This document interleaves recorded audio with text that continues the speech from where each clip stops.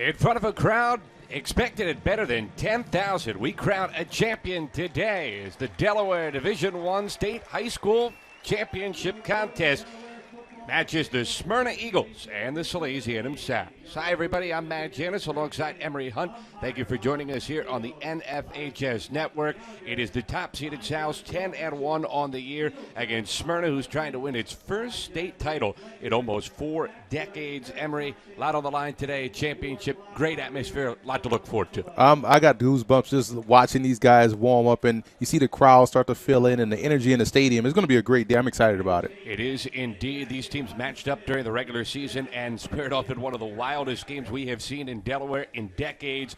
Sally's able to outlast Smyrna in a 76-56 slugfest. Smyrna hoping to get a different result here today. Sally's, meanwhile, has been a perennial champ, and they're looking to wear the ring, so to speak, yet again. If you look at these two teams, they've squared off before. They're familiar with each other. And as we take a look at what it will take to get that championship today, what are some of your big keys? Well, starting with Smyrna, I will look at the fact that they have to start fast because you want to get out to an early start.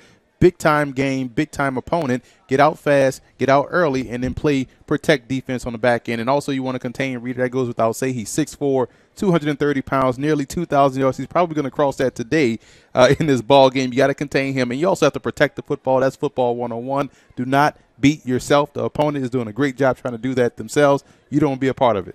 Reader 84 yards away from the 2,000 threshold. On the other side for Salesianum, if they're going to get yet another title under head coach Bill Donato, how do they get it done? I think they have to play great perimeter defense. It's about funneling everything inside between that tackle box. If they allow Smyrna to get to the outside, they could struggle. Also, they have to own the line of scrimmage. Again, another football 101 type point. If you win up front on both sides of the ball, 9 times out of 10, you're going to win the ball game. Two of the big storylines in this game, the quarterbacks' injuries during the semifinal round. Nolan Henderson went out in the second quarter for Smyrna. He is back. He is in uniform. He is at midfield right now as they do the coin toss. Unfortunately, the news for Sally, not nearly as good. Garrett Cannon left the game against Middletown in their semifinal win. He is out today, and as a result, Zach Gwynn will get the start for the South. It's Smyrna and Salesianum, a championship on the line, and it comes up next. William Shakespeare said that all the world's a stage, and men and women are merely players. But Mr. Shakespeare never met Stephen Curry. Ni hao, the guy who's in the gym every dang day. Patron saint of the underdog, the league's most unguardable player. Bang, he knocks it down. So my apologies to Mr. Shakespeare, because onto the stage of mere players enters the babyface assassin. And he's about to write his own story. Fall back. You know, the Greek philosopher Aristotle said, you are what you repeatedly do. But in our book, we say you are what you repeatedly do when things get hard. When you look at the naysayers and the haters, and there's a million of them, but you take it upon yourself to erase all doubt. Get that doubt out of here. So my apologies to Aristotle. But excellence doesn't become a habit by running the same path over and over. The excellent ones just step up to the line and ask, what's the record?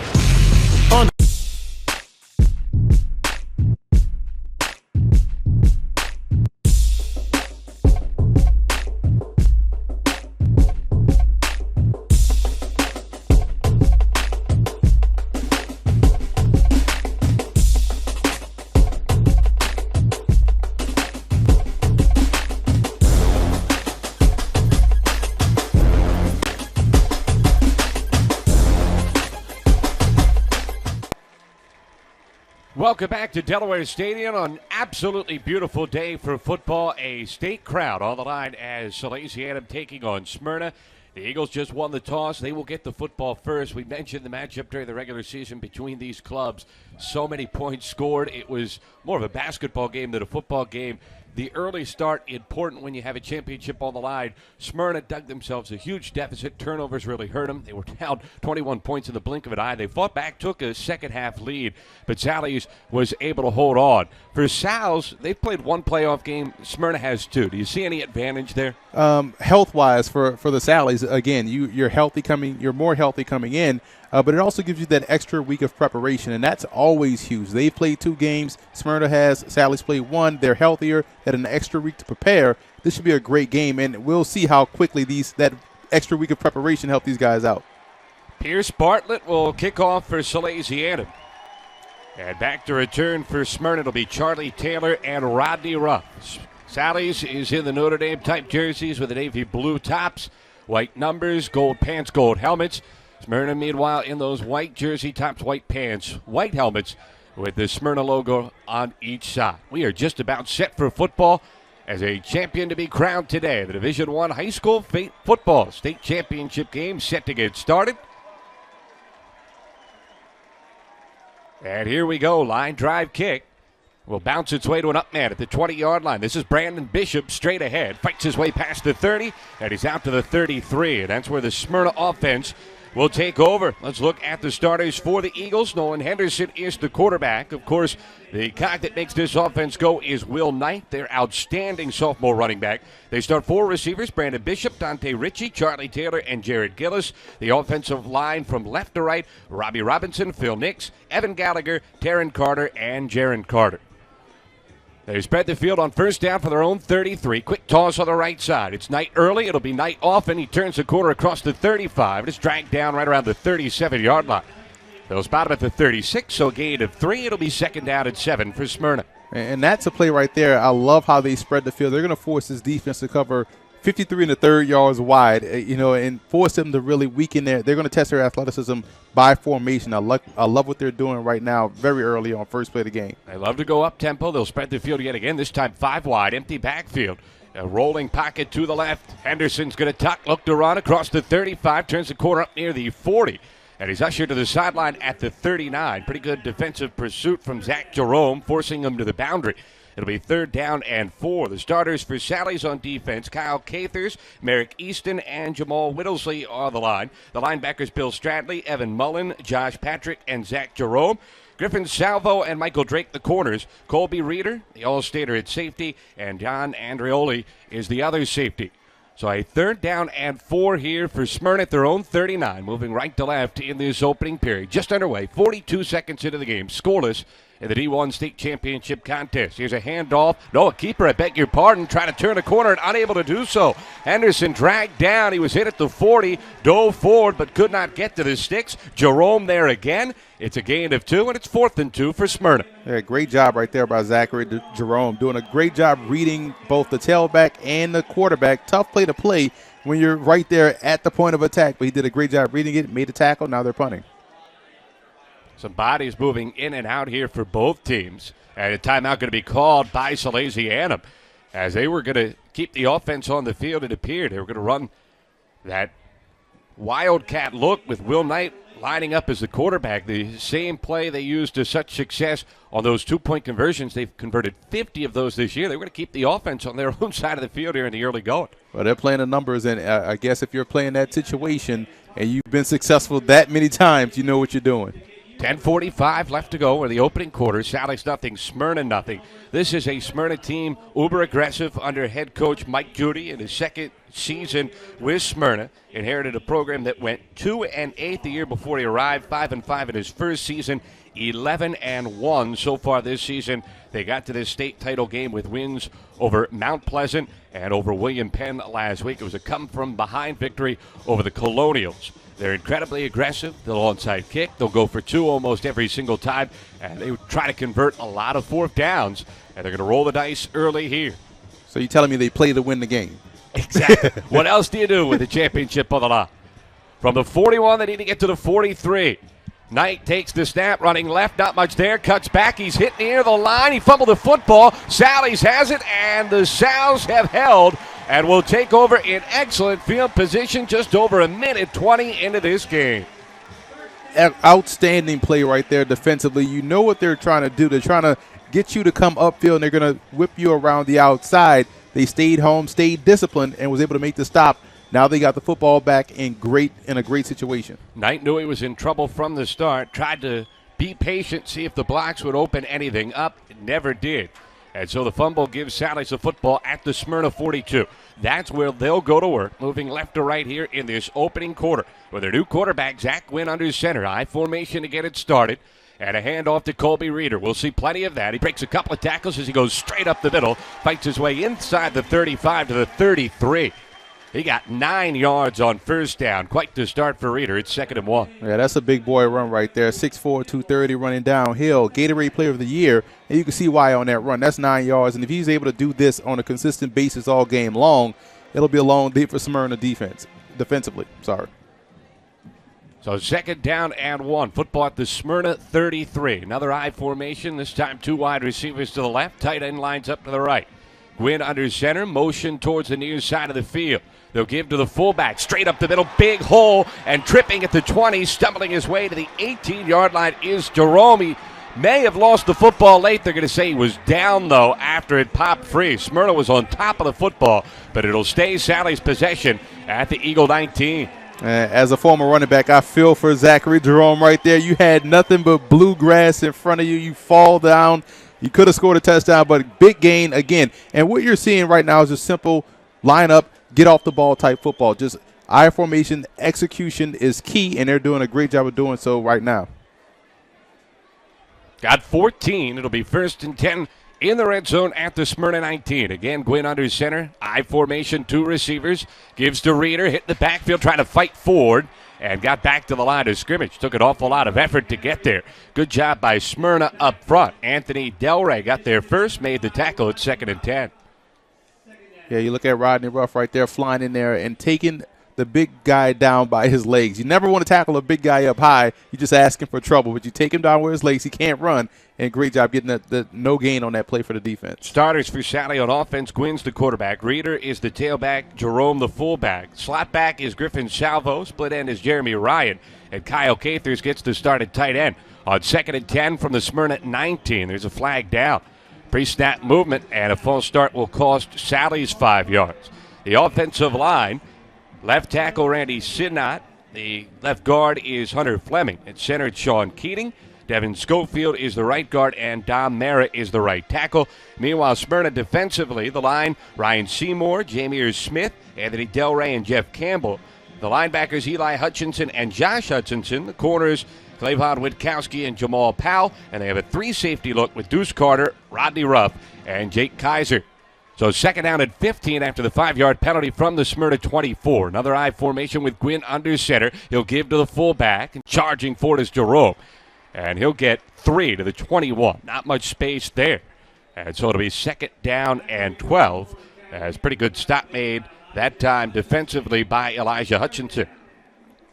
Yeah, you can appreciate this I formation because what it does, it tests your defensive line. If you're Smyrna, okay, can we get off the ball? Can we match their physicality at the point of attack? And if we can't, they're going to be able to have success running the football. So I like this I formation if you're the Sales. I think they can do a great job and continue to push the envelope with their play-action passing game. 1st, 3rd, and long, though, of the game for Salesianum. And Gwynn will throw. 3-step drop over the middle. Slant caught. And running into the end zone, Jeremy Ryan for the touchdown. A 21-yard hitter, and Sally's all aboard first. They lead it 6-0 just over 4 minutes in. A great play right there. Simple slant pattern, and when you see the replay or see the defense, you're looking at 2 safeties watching one another instead of just watching the football. Receiver snuck right behind him. Big play touchdown early on, up 6-0. Zach Gwynn, the sophomore, making his first career start, 6'2", 180 pounds, playing in place of the injured Garrett Cannon. And what a start it has been. His first pass on the money and a touchdown. He's going to start to think it's easy. Here's the extra point try. It is up. And it sneaks inside. No, just wide of the right upright. So no good. 6-0. Sally's lead stays right there. 7:57 left to play in this opening quarter. Yeah, if you're Zach Gwynn, you couldn't ask for a better first pass in this ball game. Goes for a touchdown. Again, you look at the pass route. It was just a simple post pattern, skinny post, slant, whatever you want to call it. But caught the defenders peeking in the backfield. It was a simple drop back pass.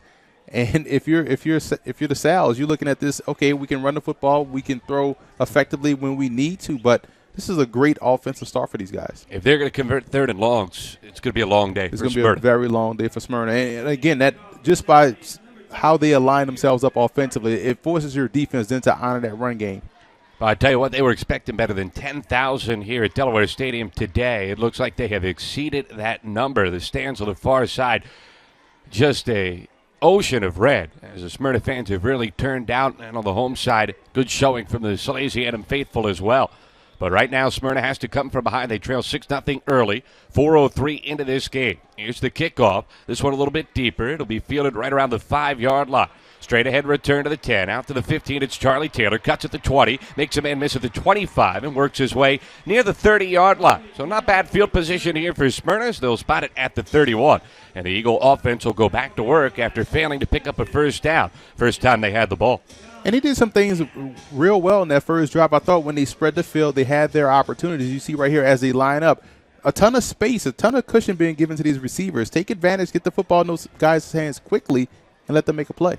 Henderson from the shotgun with 4 wide receivers. He'll hand it off to Knight, straight ahead, fights his way past the 35, and moves past initial contact to the 36. So a positive gain, 5 yards on first down. It'll be 2nd down and 5. Jamal Whittlesley had the stop for Sallies.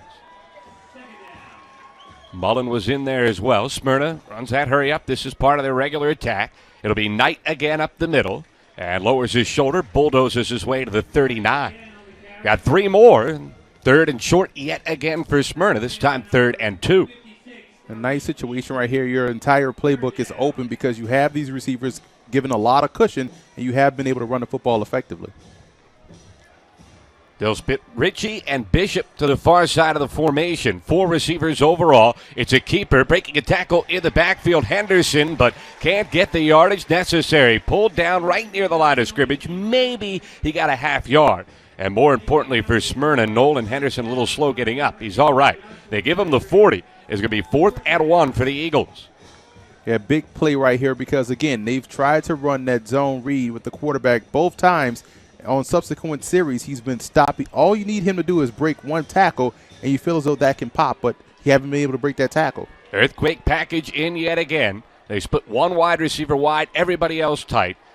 And you've got the running back, Allen, in the Wildcat. He takes the snap, fights forward, and gets the first down. Will Knight, I beg your pardon, able to push the pile, keep the offense out there. That was a must-convert for Smyrna, and they got it. Absolutely. Nice, simple single wing type option where you just snap the football directly to the tailback. He's following those 2 pulling linemen around the outside.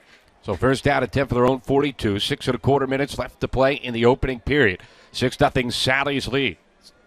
Henderson comes up near the line of scrimmage, barks out some signals to his teammates. Now backs up into his shotgun. Knight goes in motion, splitting wide to the right. They fake a throw that direction. Now they want to float one up the far sideline. Man-on-man coverage, and it's tipped away.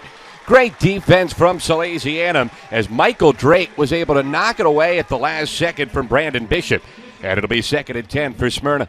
Yeah, great job right there by Drake doing a fine job finding the football. Rarely do you see defensive backs nowadays turn and find and then make a play on the ball. That was a great job over there. Tried the home run shot. Thought maybe they could get the defense to commit forward on the quick fake tonight. But a real good job by Drake to stay back. 2nd down and 10. Again, 4 receivers. This time a quick hitter. Screen near side. Gillis breaks a tackle, charges forward. Gets past the 45 and is dragged down at the 47. So a pickup of 5. That'll leave Smyrna with a 3rd and 5. And they are still looking for their first 3rd down conversion in the early going here today. Yeah, but these short, quick passes are what I believe they have to do to continue to move this football. It just loosens things up on the inside. And they need to get Knight going. This might be the way to get it done. So 3rd down and 5. They fake tonight. There's some penetration. Good job by Henderson to roll to his left, make a man miss. Now turns it up at the 50, works his way into Sally's territory, and he's knocked to the boundary at the 49. He'll be a yard shy. But you'd have to think Smyrna will go for it yet again. It'll be already their 3rd, 4th down try in this game. This one will be 4th and 1. They seem pretty comfortable with their calling on these plays, too. You're going to see probably that same Wildcat single wing look, pulling lineman, and have the back read which way he wants to go. If you're the Sals, they've run this play 3 straight times, and at some point you got to get extra aggressive and make sure you stop it at or behind the line of scrimmage. Henderson checks out to the sideline. Dante Ritchie is the wide receiver to the right. Here's that earthquake package. Knight gets the snap, running right. Good blocking, cuts back, has the first down. Fights his way to the 47. Didn't get much. Needed a yard and a half, got 2, but that moves the sticks. First down for Smyrna. And what that does is just challenge you up front to get off blocks and stay disciplined in your reads. They vacated that A-gap, and he cut it right back inside and picked up the first down. So the ball at the Sally's 47. Smyrna trailing 6-0, 5:10 to go in the first quarter. Back into the game comes Henderson at quarterback. 4 receivers, slot to either side of the field. Knight, the running back, lines up to his right. Now goes in motion to the right of the formation. Henderson gets the snap, steps up, throws over the middle, almost intercepted. In and out of the hands of Peyton Mullen, who read it the whole way. They were trying a seam route that time, looking for Dante Ritchie, but great defense from the South. Yeah, you called it right there. Peyton Mullen read that the entire way, drifted back into his zone, right to that passing window, and almost had a house call going the other way. Mullen, the junior linebacker, plays both ways. We'll see some time at fullback as well for Salesianum. Almost had a critical turnover early. So 2nd down and 10 for Smyrna. Ball at the Sally's 47. Again, 4 receivers, bunched, 2 to either side of the field. Quick drop floater over the middle, wide open, and a catch inside the 30, stumbling his way to the Sally's 21. It's Brandon Bishop laying out a beautiful catch and a gain of 26 for Smyrna. Love what they did on that play. They did the exact same thing on the play before. This time they just motioned everybody out, and it sucked the defense to follow that motion guy. Found the seam wide open down the middle. Smyrna looking to go fast. Down 6, 4:44 to go in the first quarter. The handoff goes to Knight, hit the backfield, makes a man miss, and gets back to the line of scrimmage. That is it. Immediate penetration that time came for the big guy, Kyle Cathers, who's off to Coastal Carolina after this game. It's a stop. It'll be 2nd and 10. Yeah, the Chanticleers are getting a real good one in Cathers. Outstanding athlete. So 2nd down and 10 from the Sally's 21. Again to the shotgun, it's Henderson. Pitch, near side of the field. Looking to turn the corner is Knight. He's inside the 20, bounces outside at the 15, and works his way to the sideline, out of bounds at the 12. Got 8 yards, and will leave another 3rd down and short for Salesianum. 3rd down a long one, and that has to be a good sign for Smyrna. They've lived in 3rd and short. They haven't converted a lot, but they should be able to have some success in that area. Yeah, they love the situation, and I like how they're playing it. Like you mentioned earlier, going forward on 4th down consistently. This is 2nd and 1 to them, where most teams would be prepping for a field goal. 2 downs to pick it up. It's a snap and a shotgun to Henderson. Toss right, and spinning is Knight. He lost the football. Henderson fell on top of it. We'll see where the spot comes. He was hit at the 9, was Knight. The ball popped back to the 14 where Henderson fell on top of it. Was he down or forward progress stopped? It looks like they're going to say forward progress or knee was down. Knee was down, so it's 1st and goal for Smyrna at the 9. And he's just a sophomore, Will Knight is, so you like his athleticism. You like what he's bringing to the table from a skills perspective. You just want to see him start to protect the football a little bit more. Which is wild. He did not lose a fumble all season long. He's already fumbled twice so far. 1st and goal at the 9. It's Knight dancing in the backfield. Works his way to the 5. Weaves to the 3. 6-yard gain on 1st and goal. And it'll be 2nd down for Smyrna at the 3. Peyton Mullen involved on the stop for the South. Well, that second level right now is hitting hard for the Souths, but you have to like how this offensive line of Smyrna has responded to this drive. 2nd down and goal, ball on the right hash. It's a keeper. Henderson off the fake, running left. Now flips it out at the last second. Into the end zone for the touchdown. It's Charlie Taylor.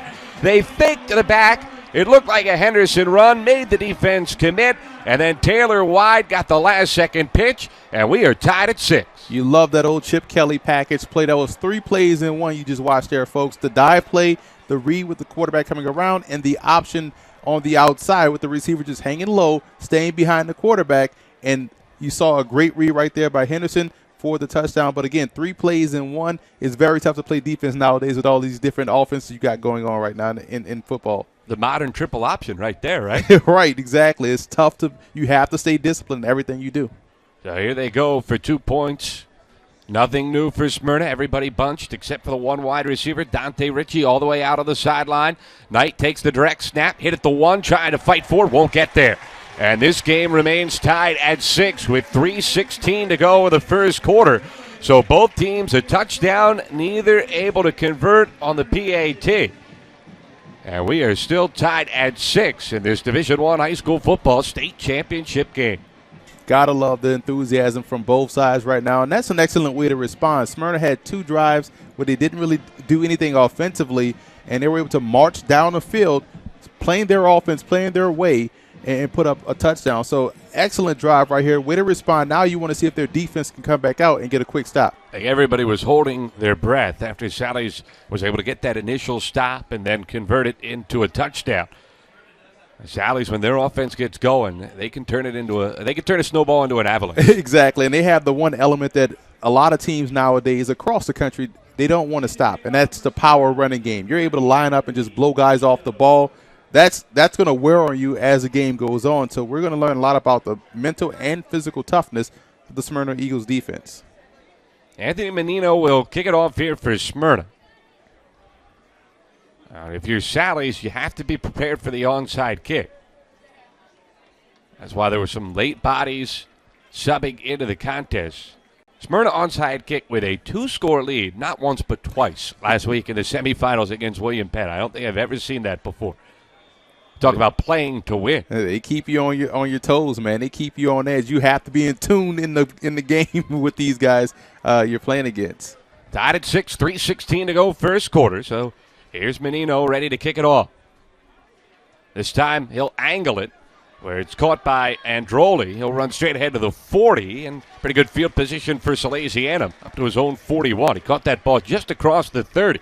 So a decent return, and so far if you're Sally's, you're all right with this field position. You started one drive at the Smyrna 42. You'll start the other at your own 42. Exactly. Only 58 yards to go. And, again, when you're shrinking the field and cutting the field in half, so to speak, for your offense, it makes things a heck of a lot easier for you to move the football. Again, simple formation, I formation, 2 wide receivers to the far side, near side of the field is nothing complicated, just challenging you as a defense to get off the ball. Reader the deep back, Jerome the fullback.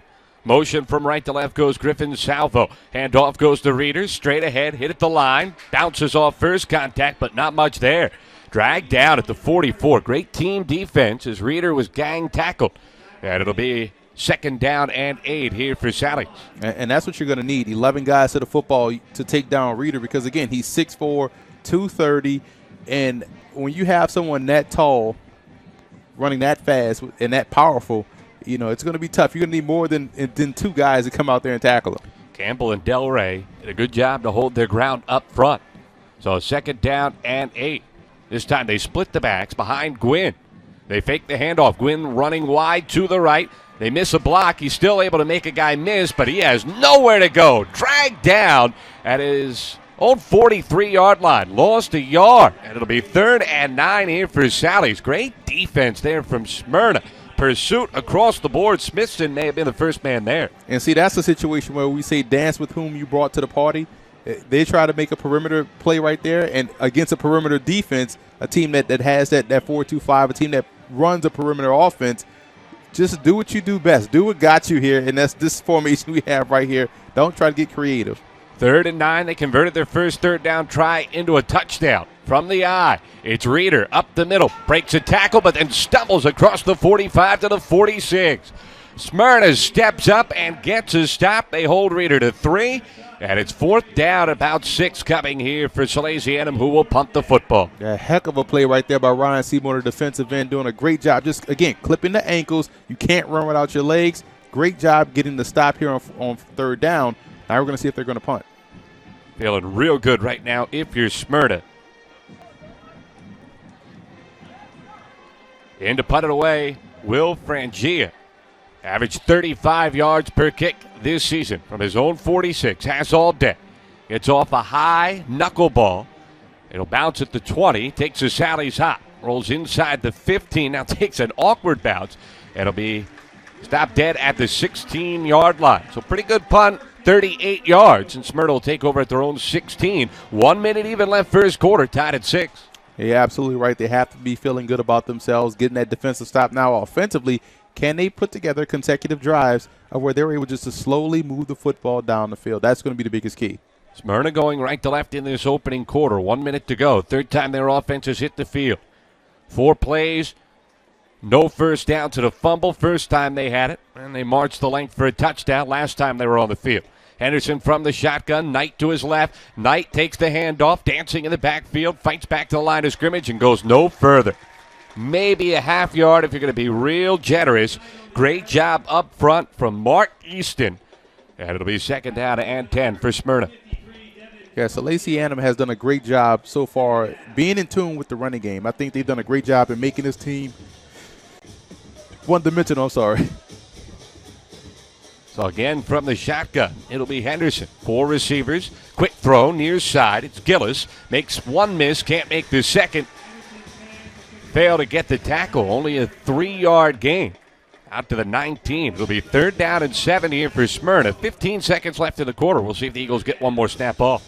Yeah, if you're Henderson, you got to realize where you have the advantage. There was 3 guys covering 2 in that situation. There was no chance for him to make a play. You have to go to the opposite side. You got to find the optimal matchup and take it. Looks like Smyrna's content to go to the second quarter tied. It'll be a big one as we start the second period. A 3rd down and 7 coming for the Eagles from inside their own 20 after 1 in the Division I high school football state championship game. We are tied at 6.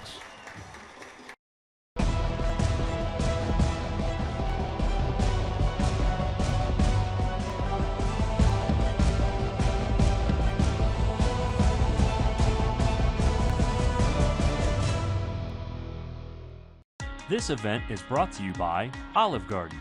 Olive Garden is proud to be the official dining room of high school sports. With menu choices to please the entire family, as well as to-go and catering options, it's the perfect restaurant for your post-game dining. To find your nearest location or to order your meal online, visit olivegarden.com.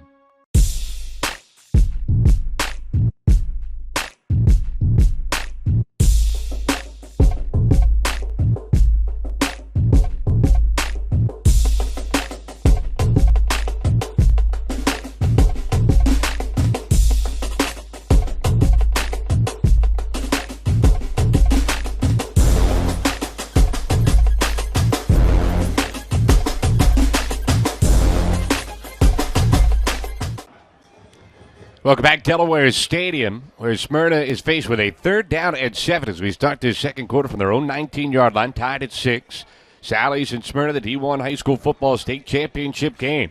Smyrna's 3rd drive of the game. First time they failed on a 4th down conversion attempt as they fumbled the football. Second time they went 15 plays, 69 yards for the score. Sally's has had it twice, 1 punt, 1 touchdown.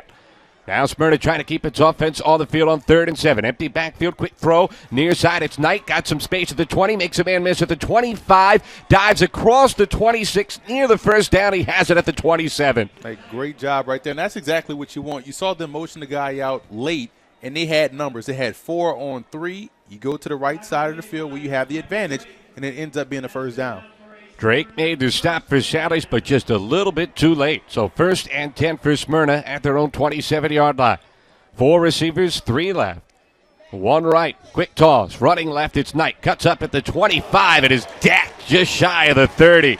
Hit at the 29-yard line after a gain of 2. Big stick, though, delivered by Evan Mullen. And Zach Jerome was there as well, beg your pardon. Our apologies for the technical difficulties. 7:18 left to go in the second quarter of the Division I high school football state championship game while we were away. A 4th down stop by Sally's set up a huge 4th down conversion by the Sows as they were able to get off the field on 4th and 2 and then on 4th and a long yard with Colby Reeder off the field because his helmet popped off. Zachary Jerome raced 38 yards for a touchdown. The point after try failed. And so it's Sally's 12, Smyrna's 6. Smyrna with the football here, 3rd and a half mile. Running right, it's Knight. Nice job reversing field, breaking a tackle, but can't run away from the pursuit of the Sally's defense. Dogged by Colby Reeder the whole way. It's a 1-yard gain and a 4th down and 16 coming up for Smyrna. And that was one of the keys to victory for Salesianum, for the Sal's, playing great perimeter defense. And you see right here, they've done a great job so far keeping these guys boxed in. They can't really get outside, and if they can't get outside, it's a power versus power game, and we just talked about how stronger the Sal's seem to be over the Eagles. Smyrna has had the football 4 times. On 3 of the drives, they've combined for 1 first down. On their second drive, though, they were able to march 15 plays and just under 70 yards for a score. Now Smyrna has to take a timeout. 6:23 to go in this first half, and you get the feeling, Emory, this is a huge possession coming up for Salesianum. They're already up by 1 score. If they can cash in here late in the half, they will also get the kickoff to start the second half. They have a huge opportunity to gain strategic command of this game. And we usually talk about 4-minute offense, but I think in this situation, you may want to go to your 6-minute offense. And they do a great job already of really chewing up the TOP because how they play offense. They just run the football. They take their time. They get everyone set, and they execute at 100%. And I think getting the football back here just puts them in a situation not only put points up on the board like you mentioned, but also, like you said, they get the ball back in the second half. This is a huge drive for both teams. Sally's has thrown 2 passes so far in this game. The first one on 3rd and long was good for a 19-yard touchdown to Michael Drake. The second one was off the play action. Could have been a touchdown. They just could not connect on the toss. So now it'll be a punt. Benito stands back at his own 5-yard line. Couple of returners standing ready for Sally's right at the midfield stripe. It's Andreoli and Ryan. 4th and 16. The punt is high, but it is short. End over end. We'll see which way it bounces. It takes a very fortuitous hop for the Eagles. It'll roll into Sally's territory. It'll be down at the 46. 34-yard punt. That could have been much worse for Smyrna. You see why they go for it on 4th down a lot. That punt effort right there, but got a pretty good roll. Not there on their side of the 50. If you're the Sal's coming out on this drive, you have 6 minutes and 13 seconds left, 54 yards to go. This is right up your wheelhouse right here. This is exactly what you want and how you play offense. This is Salesianum's 4th possession, 2 touchdowns, 1 punt. Split backfield behind Gwynn, who's in there at quarterback due to the injury. The handoff goes and hit immediately. Zach Jerome fights off of the initial contact and works his way to the 48. Good effort to get 2 yards. That should have been no gain. I like the little crossbuck action right there. A little misdirection out of that split back formation, something that you don't see a lot of nowadays. So good throwback football right here by Salesianum. So from their own 48, 5 3/4 minutes left in this first half. Salesianum in no hurry, by 6 with the football. They've had excellent field position all day long. The give will go to Reeder. Patient run as he works his way into Smyrna territory. Started left, cut right, and fights to the 48. 4-yard pickup. And it leaves Salesianum with 3rd down, about 4. But you like how they're working this clock and working their offense. They're staying committed to what they do best, which is running the football downhill. Now, 3rd down, what you don't want to see them do is try to get creative and get out of what they do offensively. Roddy Ruff had to stop for Smyrna. Sally's going to take a timeout here. 5:07 to go. Clock's still running. I think it should be at 5:07 when they called that timeout. It ticks down to 5:03. 12-6 to Sally's lead. 3rd down. It depends on your perspective. I'll call it 4 here. 2 down territory, I think, for the South? I think so because of how they play. You look at how well they're able to get off blocks and get off the football. And now they've shown the ability to run both their tailback and their fullback. Again, the playbook is open here if you're the Sal's. And if you're Smyrna, do you trust your guys out on the outside enough to where you can designate an extra guy in the box and get aggressive to try to stop the run? If so, this would be an ideal situation to go in with one of your creative run blitzes to get these guys into a 4-4 situation. Smyrna defense all the season has been incredible against anybody not named Salesianum. First 2 games of the year, they pitched shutouts. Then in week 3, they faced the Sally's team, as we mentioned earlier. They allowed 76 points. From that point forward, though, they've allowed just over 13 points per game over their final 9 contests. They held William Penn scoreless over the final 34 minutes in last week's semifinal round. But they've given up 2 touchdowns in the first half here, and a 3rd down and 4. It's a play-action fake. Gwynn trying to run left, now cuts back to his right. He's going to be knocked down shy of the 1st down at the 45. He's driven back. But he was able to make a good cut that made it a 4th down and 1, and you'd have to think Bill Donato will keep his offense on the field. Yeah, a situation where you're getting outside of what you do best, and it nearly cost them, but great individual effort right there by Gwynn, getting enough yards where now it makes this more manageable and easier situation to convert. Now their big back is out there in the backfield dotting the I. Both of the big backs. Reeder, the deep back. Jerome, the fullback. 4th and 1 for the Smyrna 45. Gwynn takes a snap, turns, gives to Reeder. 1st down as he lowers his shoulder and barrels his way to the 42. 3-yard pickup when he needed 1. It's 1st and 10 for Sally's with 4:19 left in the first half, already up by 6. Yeah, good job right there by Reeder, just putting his head down, getting the yards as needed for a 1st down. But you saw a little crease for him to possibly break that longer. But, again, your job in that situation, get what's blocked, pick up the 1st down, live the play another down. Now you have a whole new set of series to possibly break a run. I saw some things in that formation that gave him the opportunity to you can see later on, exploit those holes in the defense. He does. Allies is going to keep hitting that well. See if they get a big play out of it eventually. 1st and 10 from the Smyrna 42. Play action fake. Gwynn wants to throw. He's got Cathers down the far sideline, and he's got it at the 10. Breaks a tackle, the 5. Touchdown.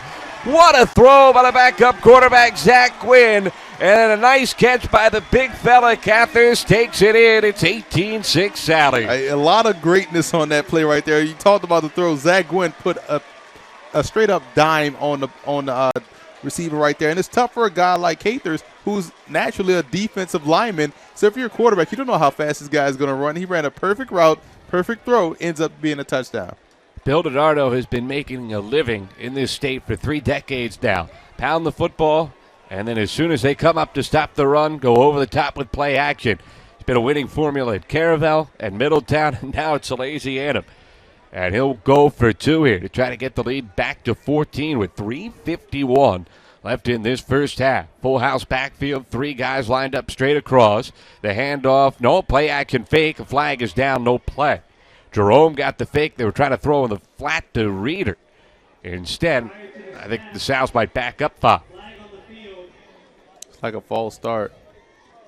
That is indeed what it is. So now decision for DiNardo. Do you try the 25-yard extra point, or do you keep the offense out there to go for 2? I think you keep the offense out there. And you saw right there, you see this at the high school level, you see it at the collegiate level, you see it every week at the NFL level. The tight end is always open in the end zone. No one covers the tight end. It's tough to do in this situation as well because he has a 90 number, so you know they're not going to cover him. So I would find one of those tight ends. They're going to be sitting wide open either the corner of the end zone or the back of the end zone. It never fails. The tight end lines up to the right. 2 wide receivers to the left. I formation behind Gwynn, who's under center. 2-pointer from the 8. 3-step drop, quick slant near side through the hands of Jeremy Ryan, incomplete. A good pattern by Ryan, got inside position, just couldn't hold on. So the 2-pointer fails, and the lead stays at 12 for Sally. Yeah, everything went well on that play except the end product, the drop. And so great read, great route, just a one-man route going inside. Safety was down, so he had all the room to work with. Just got to catch the football. And now comes a pivotal possession for Smyrna. Down by 12, 3:51 to go in the second quarter. They've had it 4 times. They've really only had success once. Sally's gets the football to start the second half. Not had a great deal of success on the defensive side. If ever there was a must-score possession, this feels like one. It really is, and you don't want to see them come out and press, though. You don't want to see them come out and just start heaving balls deep down the field. They have to stay within their offense and take a bite eat this elephant one bite at a time. So you want to just slowly work your way down the field, but don't get aggressive. Don't panic. You're only down 2 plays, essentially. So you get back in this ball game with 2 plays, not 12 points. Line drive kickoff. It'll trickle its way to the 10-yard line. Fielded on a high hop by Taylor. Up the near sideline at the 15. Dacked as he gets to the boundary right around the 20. Another big hit from Sally's that has been a recurring theme throughout this football game. And give some credit that time to John Ha. Yeah, those big hits take a toll on you mentally if you're Smyrna because you're looking at, wow, these guys are bigger, they're stronger. We may be a little bit more faster, but can we get our offense going? Can we get going in special teams? Across the board, they're having some issues. But like you mentioned, this is a crucial drive. They have to come out and string together some positive plays to get it going. Empty the backfield, 5 receivers. 4 line up to the left of the formation, 1 to the right. Now in motion to the left. Goes the back. Running right, it's the quarterback Henderson. Fights past the 25 to the 27-yard line. Not sure how that was a legal formation. They had all 5 wide receivers on the left side, didn't they? Well, they did it properly by having 2 guys on the line of scrimmage and 2 guys just off the line. Then they sit the motion guy far side, and they really just outnumbered Salesianum on that play. They were beat by alignment. That'll work. So good gain. Got 8. 2nd down and 2. This time they'll hand it off. Dancing in the backfield, Knight. Not much there. Dives towards the marker near the 30. It'll depend on the spot. He got 2. He needed 2. Is it 3rd and inches or 1st down? They're going to say 3rd and very, very short. And this is where you probably want to call just a straight give, no read involved. Just get the ball downhill quickly. And here it comes. Knight on the keeper, hit the backfield, and he loses a yard. Drilled it back at the 29. Penetration from just about every defensive lineman. Cathers was in there with first contact. He was joined by Zebulon Rutt. And it's 4th and a full yard. And this is where you have some issues with the zone read or read option, whichever you want to call it, that indecisiveness at the mesh point. You just want to either have a straight give or you want to have the quarterback take it and not just fuddle around with the reading part. Huge play in the game. 2:22 to go. 4th down and a yard. Knight up the middle. He didn't get it. Hit at the line of scrimmage. He moved the pile forward, but he had to get just across the 30. He didn't even reach the 30. Sally's defense steps up, gets the stop, and they will take over with excellent field position yet again.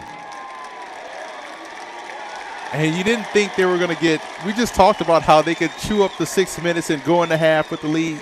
We didn't think they were going to get 2 possessions in these last 6 minutes. So great defensive stand. Now their offense can definitely further widen this gap between these two squads. What a job this Sally's front has done. Just no push whatsoever. Knight being hit or forced to change direction before he gets to the line of scrimmage on almost every single carry. So 2:17 left. Sally's already up by 12 with the football just inside the Smyrna 30. Gwynn under center. I form, read to the deep back. Motion from right to left. Goes Merlino. The handoff goes to the fullback Jerome. Straight ahead. And cut down as he works to the 27. 3-yard pickup. Yeah, Rodney Ruff did a great job right there filling that gap because, again, they had a big space on that side of the defense. They were actually beat by a lineman. That was a great play call to attack that. Ruff made sure it didn't go for a big gain, got enough to where it's now 2nd and 7. 1:50 left of the clock. Sally's coming to the line of scrimmage. 2 receivers both to the right. Now Merlino comes to the left. The handoff goes to Reeder. He has been bottled up. He gets no gain. Moving to his left. Got hit almost immediately by Jeff Campbell. And so it'll be 3rd down and 8. 90 seconds left in this half. I tell you right now, man, Smyrna is not afraid to tackle Reeder. That's been outside of the first carry of the game. Like you said, they've really done a great job in keeping him contained. It's been Jerome that has killed him on the ground. Reeder hasn't really done much of anything of note in this ball game. Jerome's got a couple of big plays with his legs, and then they were able to hit the 2 play-action passes. As Donato going to take the time out here for Salesianum with 66 seconds remaining in the second quarter. Sally's already up 18-6 with the football at the Smyrna 27. A 3rd down and about 8 here. Definitely 2 downs to get it if the Sows need it. They've been very good on 3rd down over the course of this game. Absolutely. And I don't think you'll see the field goal kicker come out anytime soon. I think they're going to trust what they bring to the table in the running game. And they've had success throwing the football. It's been simple but effective. It's all about execution. Your simple in-cutting routes against a very open zone defense, and when they play man, they've hit the corner route with the tight end. They even have an opportunity. You were probably going to see this in the second half of working the backs in the passing game, maybe on some flare routes, some flat routes, and some screens. But because of their ability to run the football, they've had a ton of options at their disposal in the passing game. This is a Division I high school football state championship game on the NFHS network. Matt Janis alongside Emory Hunt, 18-6. Sally's leading Smyrna, 1:06 left of the clock. 3rd down, about 8 to go here for Salesianum. Tighter package in. 2 tight ends, 1 wide receiver. 2 backs in the eye behind Gwynn, who's under center. Turns and gives to Reeder, running downhill. Cuts right at the 25. Weaves inside the 20 and has the 1st down as he dives to the Smyrna 19. Beautiful run by Colby Reeder. And it's 1st and 10 for Sally. He must have heard me up here in the booth talking about him, and he did a great job reading that block and cutting it back against the grain, picking up a 1st down. 57 seconds and ticking now to go in the opening half. Sally's tries to pick up the tempo here a little bit from the Smyrna 19. Ball center of the field. I formation again. Same formation as last time.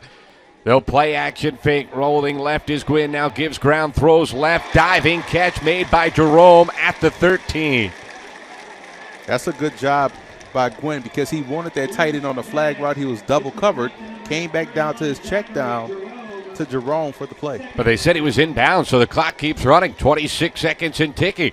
Sally's hearing the line of scrimmage at the 13. They're going to have to spike the football. They do with 22 seconds left. So third down as a result. 3rd and 4 here for the Sows. 22 seconds left, already up by 12.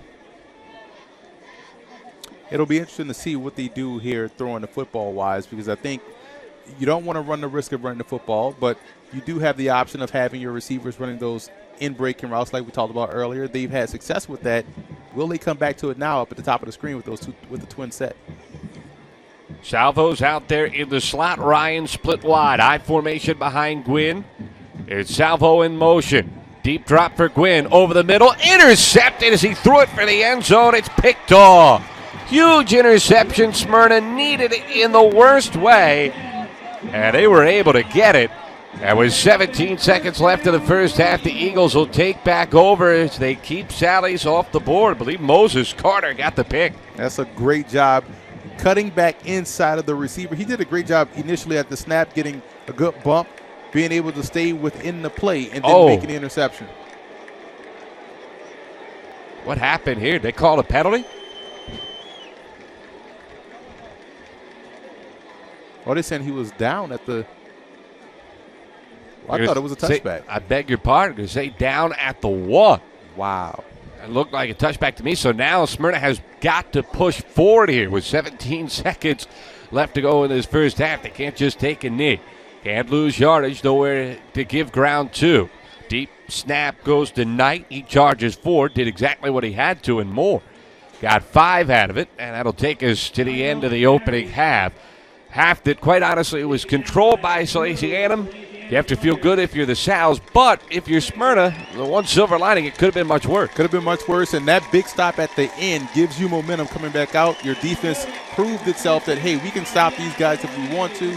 It's a great stop right there. Good momentum going into half. We're going to see what transpires when we come out for the second stanza. So 2 touchdown passes from Salesianum, but points taken off the board with a big interception right near the end zone with the Sows going in at the end of the half. We expected this to be a ground and pound sort of game for Bill DiNardo's team with a backup quarterback in there. But credit to Zach Gwynn, the sophomore has played well. And after 2 quarters, it's Salesianum 18, Smyrna 6. And we'll be back on the NFHS Network.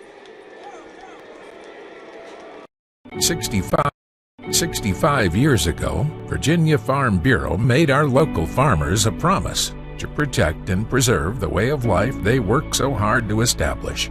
Today, our insurance agents work to protect all Virginians, not just farmers. But the original promise remains. And when you have insurance with Virginia Farm Bureau, you're an important part of upholding it. So help keep Virginia, Virginia. Talk to your local Farm Bureau insurance agent today. William Shakespeare said that all the world's a stage, and men and women are merely players. But Mr. Shakespeare never met Stephen Curry. Ni hao, the guy who was in the gym every dang day. Patron saint of the underdog, the league's most unguardable player. Bang, he knocks it down. So my apologies to Mr. Shakespeare, cause onto the stage of mere players enters the babyface assassin. And he's about to write his own story. Fall back. William Shakespeare said that all the world's a stage, and men and women are merely players. But Mr. Shakespeare never met Stephen Curry. Ni hao, the guy who was in the gym every dang day. Patron saint of the underdog, the league's most unguardable player.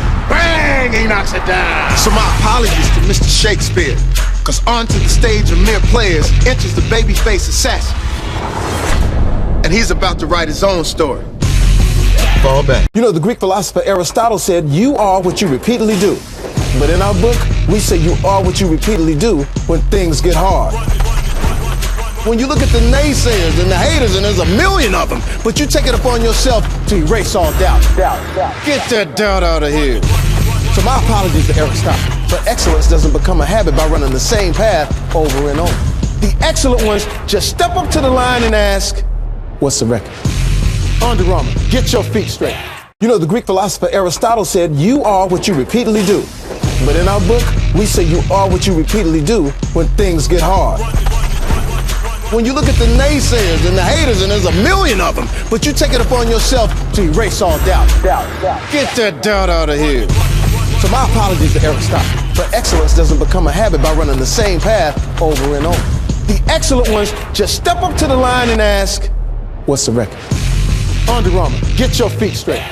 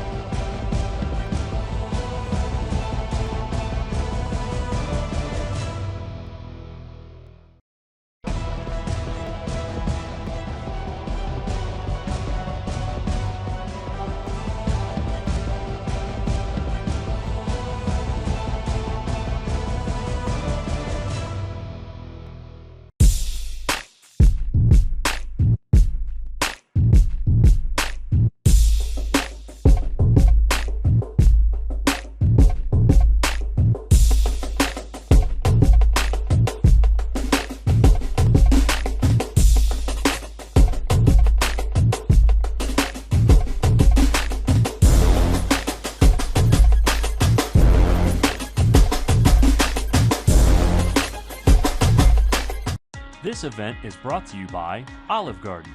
Olive Garden is proud to be the official dining room of high school sports. With menu choices to please the entire family, as well as to-go and catering options, it's the perfect restaurant for your post-game dining.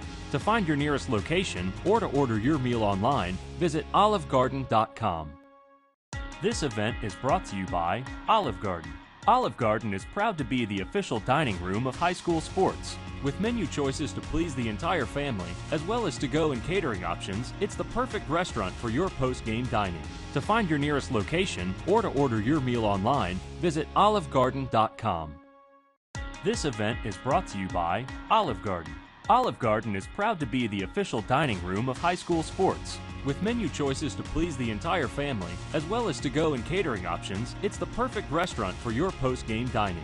To find your nearest location or to order your meal online, visit olivegarden.com. 65 years ago, Virginia Farm Bureau made our local farmers a promise to protect and preserve the way of life they work so hard to establish. Today, our insurance agents work to protect all Virginians, not just farmers. But the original promise remains. And when you have insurance with Virginia Farm Bureau, you're an important part of upholding it. So help keep Virginia, Virginia. Talk to your local Farm Bureau insurance agent today.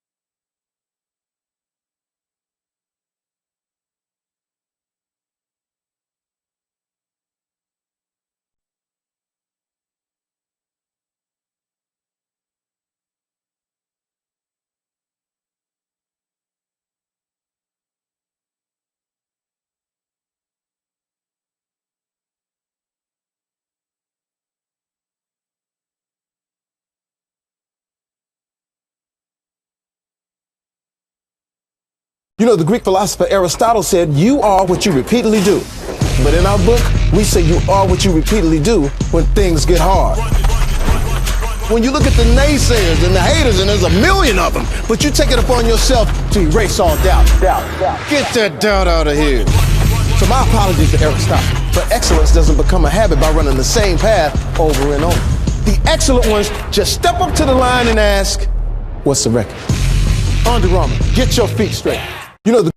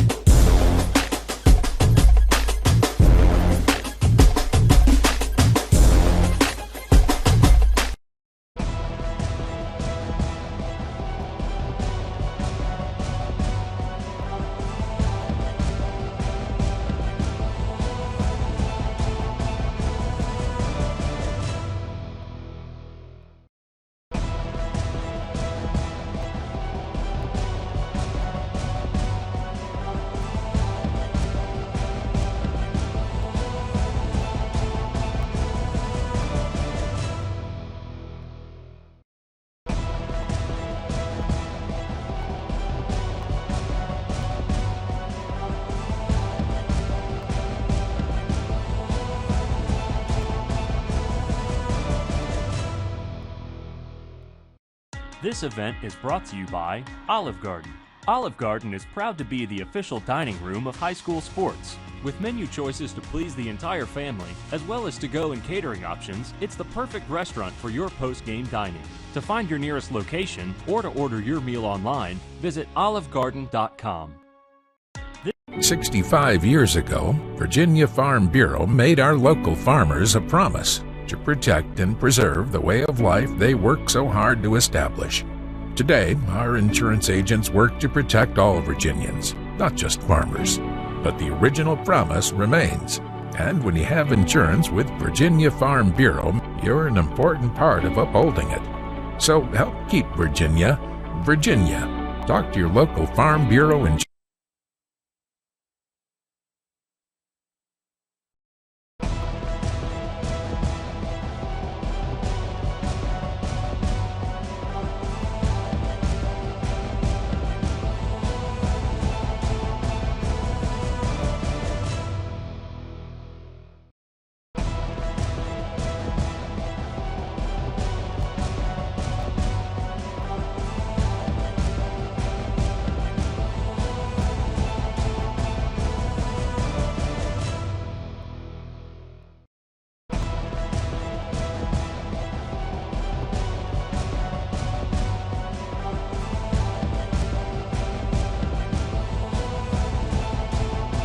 65 years ago, Virginia Farm Bureau made our local farmers a promise to protect and preserve the way of life they work so hard to establish. Today, our insurance agents work to protect all Virginians, not just farmers. But the original promise remains. And when you have insurance with Virginia Farm Bureau, you're an important part of upholding it. So help keep Virginia, Virginia. Talk to your local Farm Bureau insurance agent today.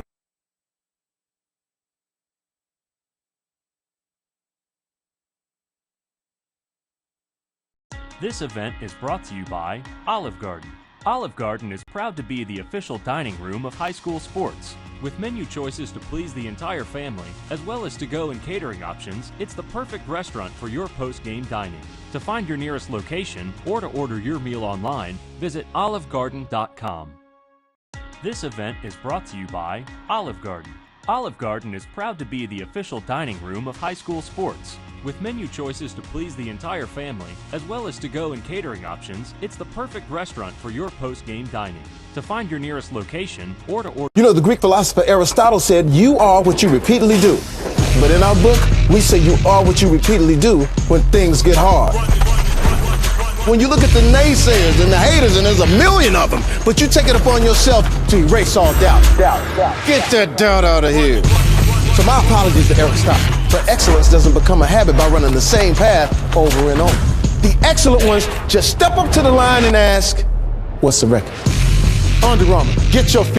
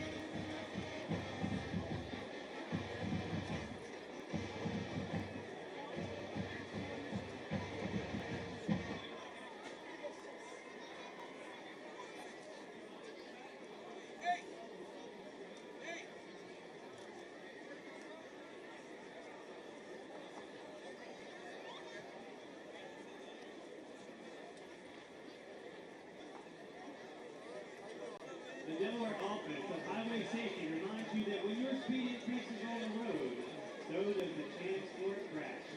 Don't put your schedule ahead of everybody else's safety. Run fast, drive slow. This match is brought to you by the Delaware Office of Highway Safety.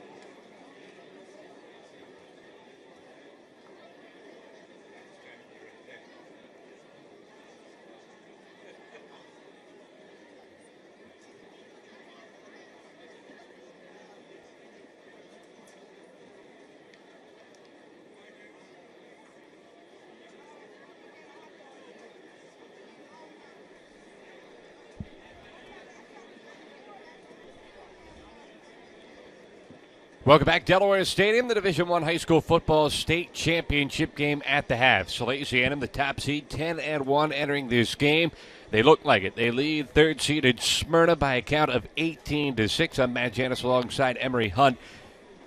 If you told Smyrna that they would hold Reeder to 33 yards in that opening half, they'd feel real good about their chances, but you have to give credit to Zachary Jerome, who's run the ball like a madman from his fullback position. And how about the backup quarterback, Zach Gwynn, pressed into service, a couple of touchdown passes in that first half. Yeah, I'm probably more impressed with Zach Gwynn's performance because it's very tough to come in as a backup in the state championship game and play well like he has. And I'm just excited to see him get out there and compete and excel at doing so. Meanwhile, on the other side of the football, Smyrna had one drive, 15-play, 69-yard march to get it into the end zone. Outside of that, they did very little.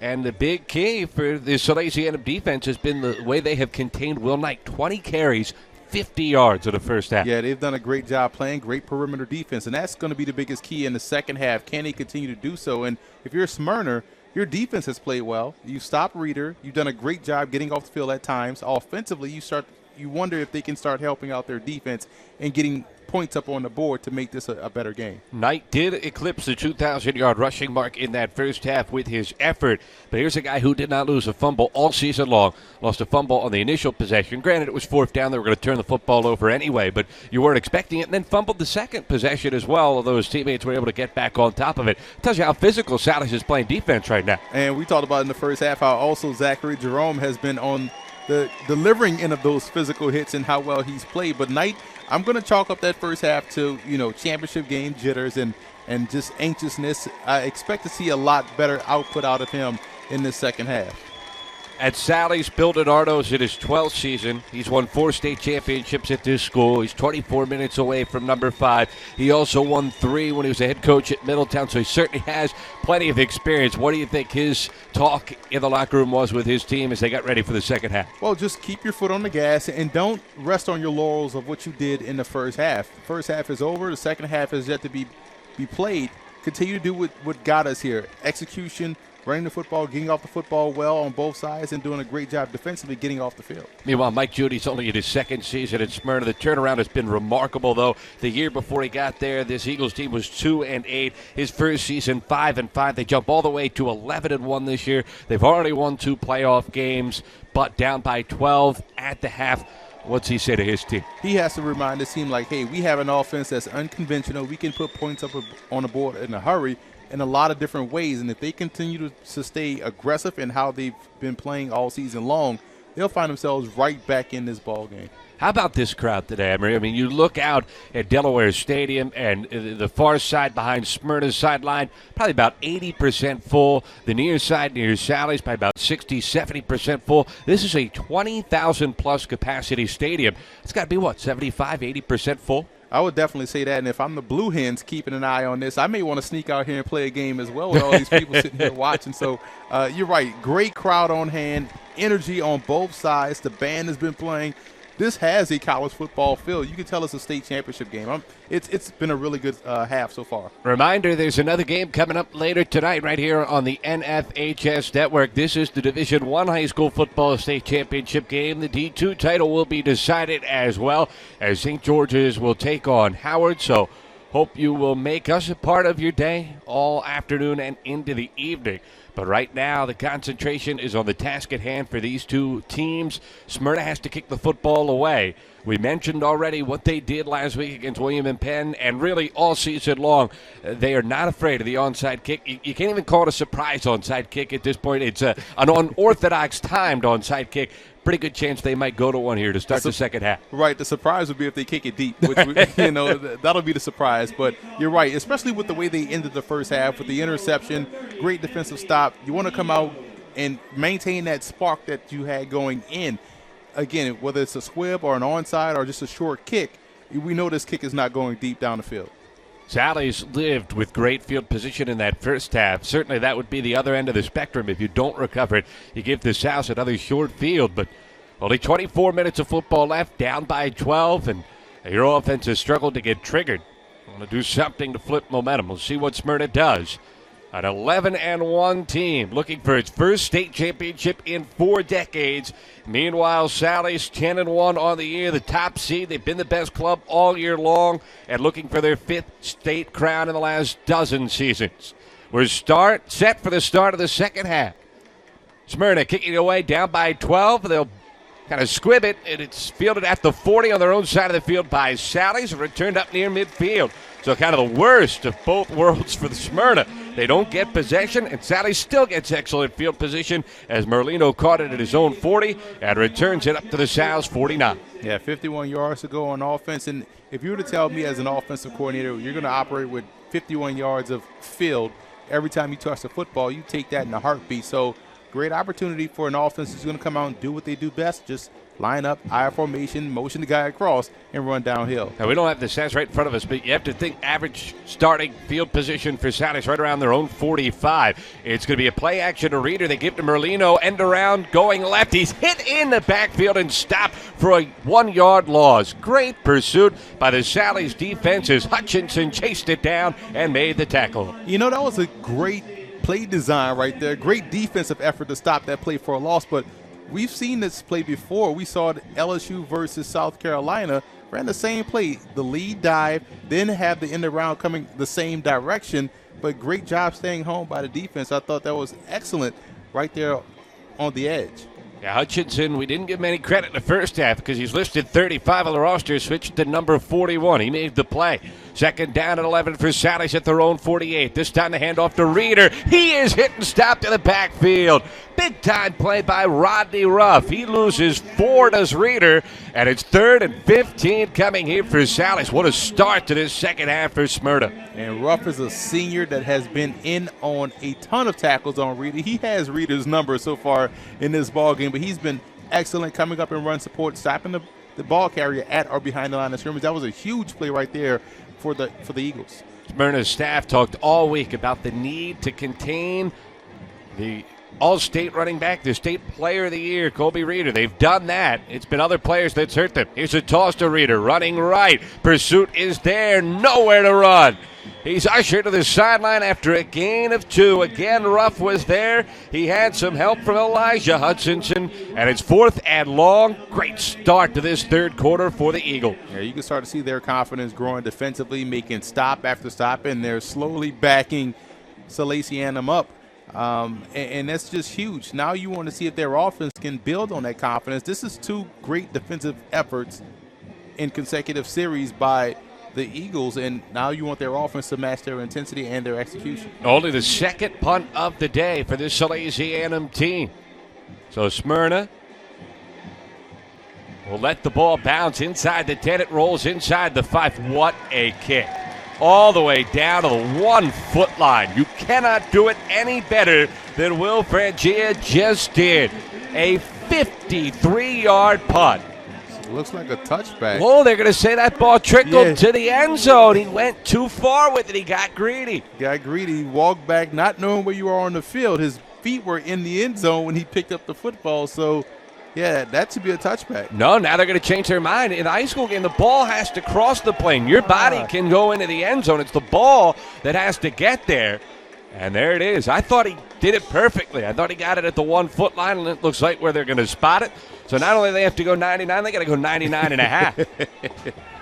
10-14 left to go in the third quarter. I don't know what the official saw that made him change his mind. Smyrna staff upstairs, we can hear it from our broadcast position. They're not real happy about it. Upset. Here we go. 4 wide receivers as Smyrna touches the football for the first time in this third quarter. 10-14 left to go, and a handoff goes to Knight. He's hit in the end zone, but fights off the initial contact and works 4 to the 5. So 4.5 on first down. Positive play right there, and that's all you can ask for. Getting you out of the end zone, and now you can get back into the groove of what you do offensively. Jerome and Andreoli combine on the stop for Sally. Second down, about 6 coming here for Smyrna. And they've got to get Knight going. He is their big gun. 20 carries, 50 yards in that first half. They need more production from him in this second half. Empty backfield here. Running right, trying to keep his Henderson. Turns the corner and is drilled at the 10, driven back. But he got 4 yards and will leave Smyrna with a 3rd down and 1. Good job running with him by Evan Mullen. Had some help from his teammates as well. Yeah, Joshua Patrick did a great job getting off that block and making that stop because it was blocked up pretty well. And Henderson may still be running if Patrick didn't get off that block. Great job defensively. 3rd down and a full yard from the 10. 4 receivers, 2 right, 2 left.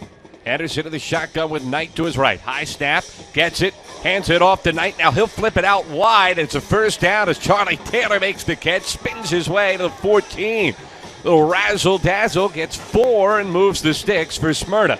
And then there's an injured Eagle down behind the play. It's a tough play right there to see Charlie Taylor going down. Not good news. This is Will Knight down for Smyrna. Can't afford him to be injured if you're the Eagles. Obviously, you don't want to see any player hurt, especially on this stage, but Knight irreplaceable for the Smyrna team. Hey, you talk about a guy with all that production on the ground, nearly 2,000 yards. He's probably over 2,000 yards, but it's tough. But going back to that play, when you look at the way they have these 3 plays packaged in one, it's just so tough to play defensively. Now you have the situation, we saw it earlier where the quarterback threw the football out to the flat at the last minute for the touchdown. Now you have the back throwing the football to the wide receiver. So now as a defense, you have that added element to worry about as well. And they hand it to the back. He flips it wide. They get the first down, but Knight is injured, and we will take a break as they attend to Will Knight, the Division I high school football state championship game. It's Sally's up by 12. You know, the Greek philosopher Aristotle said, you are what you repeatedly do. But in our book, we say you are what you repeatedly do when things get hard. When you look at the naysayers and the haters, and there's a million of them, but you take it upon yourself to erase all doubt. Get that doubt out of here. So my apologies to Aristotle, but excellence doesn't become a habit by running the same path over and over. The excellent ones just step up to the line and ask, what's the record? Under Armour, get your feet straight. 65 years ago, Virginia Farm Bureau made our local farmers a promise to protect and preserve the way of life they work so hard to establish. Today, our insurance agents work to protect all Virginians, not just farmers. But the original promise remains. And when you have insurance with Virginia Farm Bureau, you're an important part of upholding it. So help keep Virginia, Virginia. Talk to your local Farm Bureau insurance agent today. Good news for Smyrna as Will Knight was able to get up and walk off to the sideline under his own power. We'll certainly keep an eye on that. Knight has eclipsed the 2,000-yard rushing mark on the season. But he is out with his team down by 12, 8:50 and ticking left. Wide open, a deep throw down the sideline. Charlie Taylor uncovered, racing to the end zone. Nobody going to catch him. 86 yards for the touchdown. What a throw by Henderson up the seam and a busted coverage from Sally's. And this is back to a single-score game. 99-yard drive right there, encapsulated by that one big play in the passing game. But you saw them working on this throughout the entire half. This time they went to the receiver instead of the tight end going down the seam. But you love how they set things up offensively, all predicated off formations, their running game. Big play by Henderson, great play by Charlie Taylor to outrun the defense, and now we have a ball game. Incredible 4-play, 99.5-yard drive.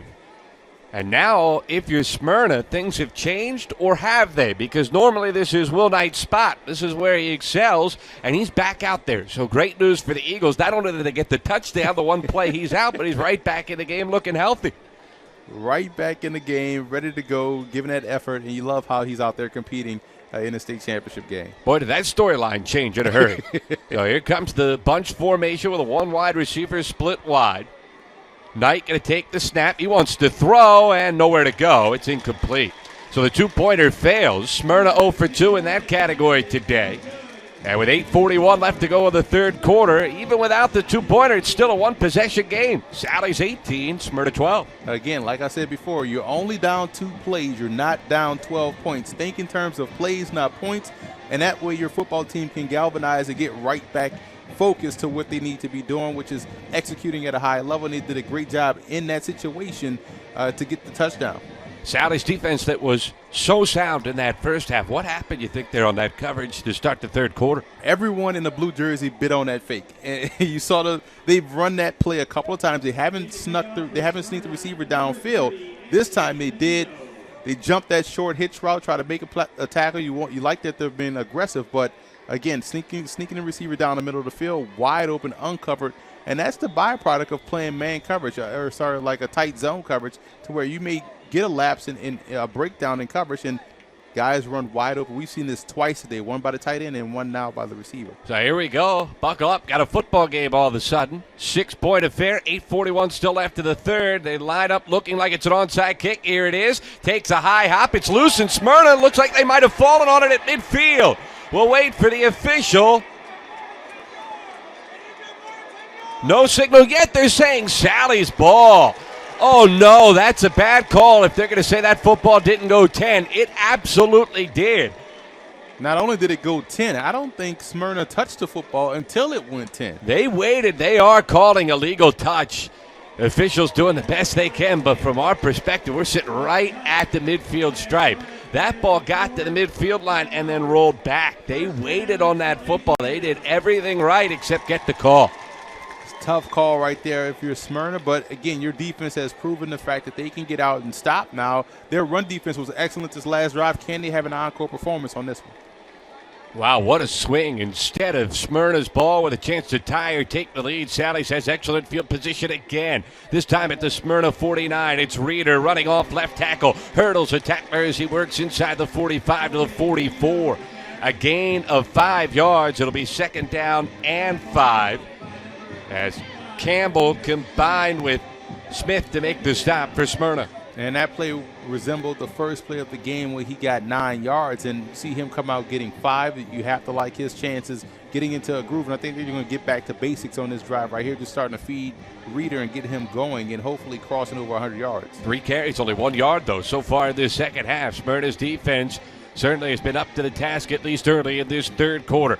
Another I formation, another handoff to Reeder. Again, he has to stop his feet as he gets back to the line of scrimmage, breaks 1 tackle, but then is gang tackled at the line of scrimmage. No gain. Hit at the 44, picked up and carried back. 3 Eagles involved. Ruff was there. It looked like Hutchinson was there. It was a cavalry. It's 3rd and 5. Smyrna has made up their mind that they're not going to let Colby Reeder beat them. They're going to have to go to other options. Now you put this offense in a passing situation to where, okay, maybe we can cheat a little bit with our secondary because our defensive front 7 has done such a good job in stopping the run. Now that huge Smyrna crowd, which we haven't heard much from since the first quarter, rises to its feet across the way. 3rd and 5 for the Smyrna 44. Again, back to the I. Gwynn under center, hands off to Jerome. The fullback is hit at the line, fights for it, gets maybe a yard, but that's it.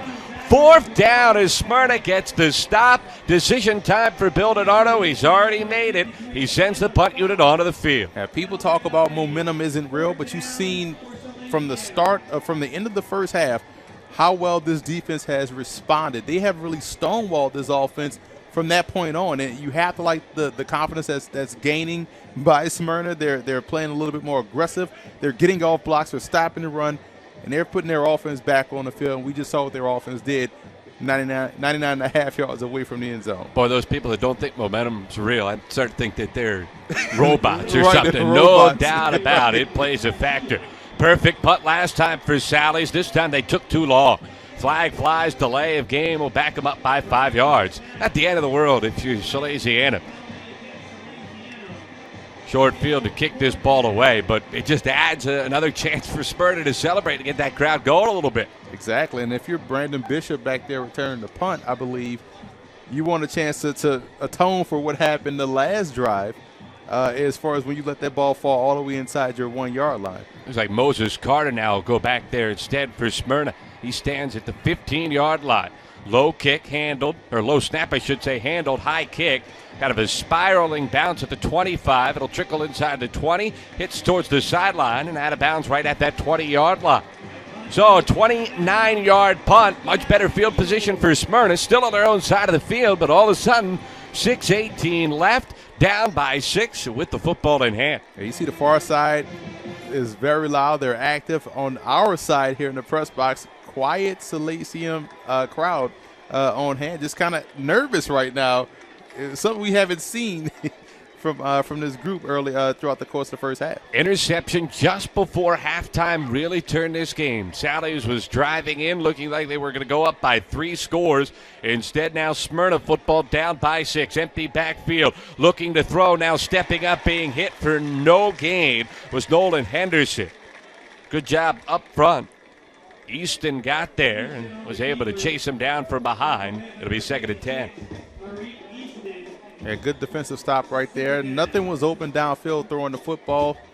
Henderson took the next best option to try to get something, but they were able to close quickly and get him on the ground. He certainly can make plays with his legs. Ran for just under 400 yards this season. Quick throw, miscommunication, interception, going to be a touchdown. Salvo actually will step out on his way in at the 6. Looked like it might be a pick 6. Give some credit as Henderson hustled over to knock him to the sideline, but a huge turnover for Sally's and a total miscommunication between Henderson and his wide receiver. Exactly what you didn't want in that situation. You're right, total miscommunication. The receiver actually, maybe this is a little high level for him because he actually read it perfectly. He saw the squatting corner, no safety back deep. He shot to the middle of the field.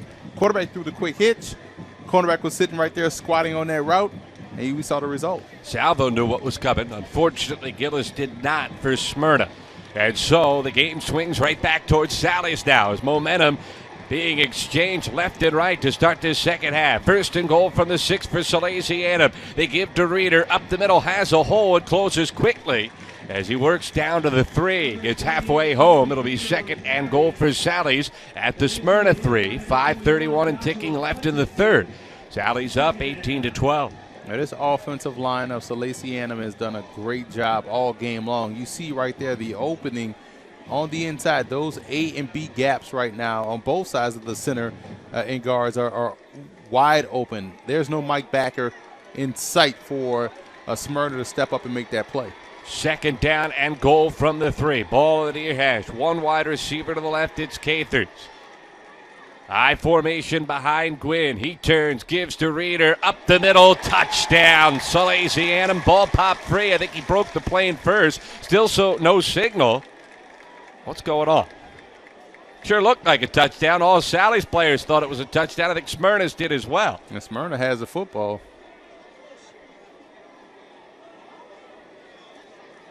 Well, we'll wait on the officials. I think they're going to say he's down. They're going to put the ball inside the 1. Yes, they are. The 1 inch line. But I don't know how he didn't get in. That sure looked like a touchdown. Smyrna thought it was a score. Then they were hoping maybe they'd get lucky and get the ball. Either way, third and goal coming now for Sally's. He was down, so his gut check time right here for this defensive front 7 of Smyrna. Can he get a stop and push this offense back once more? So here we go. Third and goal from inside the 1. Full house backfield. Movement and a huge flag. Rolling right is Gwynn. He's going to win the race to the pylon, but that's going to be against Salesianum as one of the backs move forward pre-snap. Surprised he let that play go. They call it illegal motion. That's usually a false start. You got to stop that play. It's not been a good 2-minute stretch here for the officials, but it's a huge penalty against Sally's instead of a touchdown. It looked like it could have been a touchdown on the second down play. And then Gwynn does take it on third down, but Reeder ruled down shy of the end zone on second down, and now the penalty wiping out the score. And now it's third and goal from way back just outside the 5. This has been a terrible series of plays for Salesianum, moving in the opposite direction. They're getting stuffed up front. The run game is not plugging away like they thought it was, and they've shot themselves in the foot on the last 2 plays. They are bleeding some clock. 4:16 left to go in the third. Sally's holding an 18-12 lead. Pivotal play here in this football game. From the 5, and Bill DiNardo asking for a timeout. The official doesn't see him. Now he backs off. Under center is Gwynn. I formation behind him, and now a flag is down. And did Sally's take too long? Yes, they did. And Bill DiNardo is just irate. The Salesianum head coach was sprinting down the sideline trying to get the officials' attention, begging for a timeout. It was never granted. And now the ball moves all the way outside the 10. So instead of a touchdown, which it appeared the Sal's had, they're going the wrong way. Exactly. And you saw Coach Bill DiNardo is heated on the sideline, rightfully so. You see him running down the sideline screaming to get that timeout called. Now it's third and goal from the 10. This is a favorable situation for Smyrna because it puts their athletes in space, which is something that you didn't want to do in this situation. So here we go. Gwynn under center. Again, the I formation. 2 receivers, both to the near side of the formation. Salvo in the slot. Ryan split wide. 5-step drop. Gwynn floats one towards the end zone. Up high. It's caught and a touchdown. Jeremy Ryan going high in the air to pull it in. And Sally's back up by 2 scores. It's 24-12. And you have to feel for the defensive backup for Smyrna in that situation. He was in great position to make a play on the ball. Actually got his hand on it, but you got to credit the receiver coming down with that reception. Big-time playmaker in this situation, coming away with the touchdown. Football is a funny game, isn't it? Who is. saw the backup quarterback pressed into service due to injury in the state semifinals? Zach Gwynn throwing 3 touchdown passes in the state title game. Hey, he is having himself a day, isn't he? And this is what you want to see from your guys that you coach all season long. You want your backups to step right in and play well, and he's doing a great job of that today. Now Salesianum goes for 2 here. The full house backfield in effect. Fake to Reader. Running right is Gwynn. The blocking is there. He'll win the race to the pylon. The 2-pointer is good. 4:08 left in the third quarter. Salesianum ups the lead to 14. The Sows 26, Smyrna 12. Interesting drive right there. Great answer. Now we have ourselves a situation where you're going to see how can Smyrna respond. That was a mentally draining possession right there defensively for them. Can their offense come out and help them out? Putting that defense in that situation with the interception, I think they can come out and just remember, hey, we screwed up the last play, the last series, but the previous series, we went down and scored a touchdown. Just have to build on those things. How about the throw by Gwynn on that last touchdown? By the way, to the credit of Mike Judy, he said this week to the media, we don't know what to expect from Zach Gwynn. For all we know, he might be the next great one for Salesianum. There's just not enough film available. He made the one mistake, did Gwynn, going into the locker room, throwing the interception just before the half. Outside of that, he's been near perfect today. They haven't asked him to do too much, but whatever they've requested from him, he's delivered. And that's all you really ask of your quarterback. Some people say, quote-unquote, game manager and try to use that as a negative term, but that's a positive term. That means you understand the situation. You're keeping your team on the plus side of the plays, and you're not beating yourself. That's exactly what you want. Especially a game manager that throws for 3 touchdowns. That's good upper management material right there, I'll say it. 4:08 to go in this third quarter. Sally's will kick it off left to right here in this third period. High end-over-end kick comes down at the 12. A little bit of room out to the 15. 20 straight ahead at the 30. There's a seam. Taylor may go. At midfield, he'll win the race. Charlie Taylor all the way for the touchdown. And Smyrna's right back to within a single score. The same end, same player, same result. He likes that corner of the end zone right there. Great job with an answer with the kickoff return for a touchdown. Hit the seam. The middle of the field was open the entire game. He finally hit it right up the middle and broke to the outside, and it was just him and the kicker, and he was going to outrun him 10 times out of 10. They created the hole. He hit it. One cut to the outside. Speed did the rest. And here we go. All of a sudden, this state championship game looking reminiscent of the regular season matchup between these two teams when it turned into a track meet. Sally's took that one 76-56. We're not going to quite get there today, but it's up to 26-18. Smyrna discussing what to do here on the 2-pointer. 3:55 still left on the clock in this third period. What a great answer. Looks like they're going to keep the quarterback in. Normally, they have Knight line up as a wildcat. So they're going to spread the field with 4 wide receivers, 3 near side, 1 far side. Knight offset to the left of Henderson, gets the call, and in for the 2-pointer. Running around the left end, and with 3:55 left, Smyrna is right back in this one. It's 26-20. One possession game here, 26-20, like you said. Defensively, I think they've played a lot better since the second quarter. They have really stopped the run. They've done a great job one-on-one outside. Great play by the receiver. Again, just some great individual efforts, but just as a whole, Smyrna's defense has come to play. Think about the field position in this game for Sally's. They've started 3 possessions on Smyrna's side of the field. The touchdown that they gave up, they started inside the 10-yard line, and even then it took until third down, and it was a remarkable catch by Jeremy Ryan that got the Sows in. So I agree wholeheartedly. Smyrna's defense is having itself a pretty solid game despite the 26 that Sally's has hung on them. With a lot of football still left to be played, they have contained Reeder. At times they've even shut them down. Still, though, the Sal's holding a 6-point edge and set to get the football back. Smyrna tried an onside kick last time. I thought that they had recovered. They did follow the football, but illegal touching was called, so Sally's was awarded the ball, again on Smyrna's side of the field at the 49. If you're the Sal's, you have to remember, hey, we have the lead. They're chasing us. Just stay with your game plan. Just go out and execute. They'll kick it deep this time. A line drive that'll roll down at the 20-yard line. Straight ahead, it's Ryan at the 25 across the 30, and he is stopped at the 32 and driven back. Great job by host of Eagles all over it. Rodney Ruff was involved. He had plenty of help from his teammates, including Duran Aku. And a long field for Sal's. We haven't said that much today. Exactly. And if there's any doubt that football is the #1 sport in this country, you could tell by this crowd and this excitement, this energy that we're feeling right here in the press box. They're amped up out there on both sides. Don't let those people you're talking about that don't believe in momentum watch this one, because it is being exchanged left and right.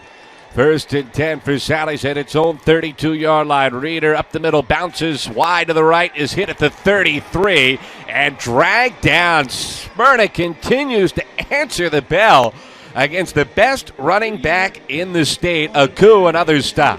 The most dangerous thing on a football field is the player or players that start to believe. And you see Smyrna starting to believe in themselves defensively. They're getting stops. At first, we just saw maybe one guy going to tackle Reeder. Now we're seeing a host of Eagles get to the football and bring him down emphatically. So this defense is believing. It's time now for the Sales to answer with a big play in the passing game or the running game. Gave him 2 with the spot at the 34. Again, Gwynn under center. This time 2nd and 8 from his own 34. Turns and hands it off. And not much there. Little weave left, then right. Across the 35, it was Jerome working his way out to the 37. 3-yard pickup. 3rd down and 5 coming for Sally's. Huge play in this football game with 2 3/4 minutes left in this third period. And normally in this situation, Zach Gwynn has been unflappable. So he's calm. He's not afraid of the moment. He's done a great job. Again, Gwynn under center. Play action. Rolling right. Wants to throw deep up the near sideline. Batted away. A great defensive stop. Jake Kaiser knocking it away from Griffin Salvo. And Sally's will have to punt. At a 5'10", 160-pound junior did a great job playing the ball because he was focused on where it was, which eliminated the fact that they were going to throw a penalty for pass interference. He turned, found the football, and knocked it away. 4th down. This was a huge stop by Smyrna. And went and got it at its highest point before Salvo could climb the ladder and get it himself. So another punt here for Sally's. They only had to kick it away once in the first half. Already their 3rd punt, I believe, in this 3rd quarter. 2:28 left on the clock. Pressure from the edge. All kinds of contact, but the ball was partially blocked. Still, pretty good kick considering the circumstances. It'll roll all the way to the Smyrna 32, and then a flag comes down real late. So considering the ball was partially blocked, got to give some credit for getting off the 31-yard kick to Frangia. And now we wait on the marker. It looks as if it's going to be a blindside hit, which was an unnecessary penalty because no one was going for the football, and it's going to back up Smyrna even more. I think the Eagles were awful keyed up, maybe too much for their own good. And you're right, they'll get the 15-yard penalty called against Smyrna. That'll back it up all the way inside the 20 with 2:15 left on the clock. But a red-hot offense gets the football right back in its hand. Absolutely. You got to play smart. And to win a football game, you just got to win 2 out of the 3 facets of a game, offense, defense, special teams. So right now we've seen Smyrna's defense step up. We've seen the big plays in the special teams department. That was a big play because it was a partial block. Can they get together offensively and really dominate all 3 facets in the second half? Ball will be spotted at the 18-yard line. That's where Smyrna goes to work. 2:15 left in the 3rd. 4 receivers, shotgun formation. They pump left, now rolling right is Henderson. He dumps it into the flat, incomplete. Kind of throwing that away as pressure arrived. Brandon Bishop was in the vicinity. Really good job by Sally's to get penetration and a pass rush going that time. Matthew Frez and Joshua Patrick were both in the backfield. Yeah, Salesianum did a great job adjusting. That was a play they got burned for a touchdown on earlier in the half. They adjusted quickly. They had no options to go with that football, and that's why they ended up being incomplete. 2nd and 10 for the 18. High snap, grabbed by Henderson. Toss left goes to Knight. He's hit in the backfield as a flag flies, makes a man miss, and fights back near the line of scrimmage. May have even gotten a yard. What an effort from Will Knight. Was surrounded by Salesianum defenders, but the penalty will go against Smyrna. Yeah, and he broke that tackle from Zachary Jerome, who gave him a pretty good pop. Normally you see guys go straight to the ground when Jerome hits them, but did a good job bouncing off that. But like you said, it's going back. What do you want? 2nd down and 20 or 3rd down and 9? That's the decision here for Bill DiNardo. It's an illegal block in the back caught against the Eagles, and Bill DiNardo says he wants it to be 3rd down. So 3rd and 9 as he declines the penalty for Smyrna at their own 19. Still 2:02 left in this 3rd quarter. Sally's 26, Smyrna 20. Eagles with the football. And they have the matchup at the top of the screen, 3-on-3 if they're going to take it. 5 receivers, 3 right, 2 left. Looking left, quick screen, caught by Gillis. And he's hit at the 20, fights to the 23, but is driven back there. And it'll be 4th down. He got 5, maybe 4 on 3rd and 9. And it'll be 4th down and 5 as a result. No chance as Andreoli was all over that one. Yeah, that's a great gamble right there by head coach Bill DiNardo. Knowing they're going to go for it on 4th down, make them earn it, 4th and 5. Backed up here, this is a critical play in the game right here. Smyrna's going to continue to do what they've done all season. I will say Nolan Henderson will punt the football. He has done that. So be alert for a quick kick here. But right now, keeping the offense on, appearing as though they're going to go for it. Henderson rolling right, will kick it rugby style. It'll roll at midfield inside the Sally's 40, all the way down to the Salesianum 34-yard line. Great job by Henderson. 42 yards on that kick, 43 as they'll spot it at the 33. Flipping the field a little bit against the Sows as that rugby style quick kick for the quarterback. Nice smart play right there. Good situational football on that drive right there by Smyrna, getting out of the shadow of your end zone, putting your enthusiastic defense, your motivated defense back out on the field, see if they can come away with another stop. 56 seconds left in this 3rd quarter. Salesianum 26, Smyrna 20. Sally's with the football here. Reeder has been kept in check. It has been Gwynn that has thrown 3 touchdowns. He's under center. 2 receivers left, I formation behind him. Quarterback gets the snap, turns, gives to Reeder. Straight ahead, nothing there. Gets a couple and then is driven back as he reaches the 35. A 2-yard gain. Hutchinson was in there as well, as his teammate linebacker Jameer Smith. Just gang tackling effort from this Smyrna club. Yeah, if I would have told you to pick out the 2,000-yard rusher, you wouldn't think it would be Kobe Reeder in this ball game because of how well they played defense. Stopping him now at the point of attack, he gained 3 on that play, or 2 on that play, but he hasn't really gotten going outside of the first carry of the ball game. He almost got 400 when these teams matched up in the regular season. He's a long ways from 100 today. 2nd down and 8 for their own 35. Gwynn takes the snap, tosses to Reeder, trying to turn the corner on the right side. Smyrna strings it out, chases it down for the backside. Aku got him at the 37. Throw him down after a 2-yard pickup, and that is the end of the 3rd quarter. When we come back for the 4th, it's going to be 4th down and 6 for Salesianum. The Sows leading Smyrna 26-20. This is the Division I High School Football State Championship game on the NFHS Network. William Shakespeare said that all the world's a stage and men and women are merely players. But Mr. Shakespeare never met Stephen Curry. Ni hao, the guy who was in the gym every dang day. Patron saint of the underdog, the league's most unguardable player. Bang, he knocks it down. So my apologies to Mr. Shakespeare, cause onto the stage of mere players enters the babyface assassin. And he's about to write his own story. Fall back.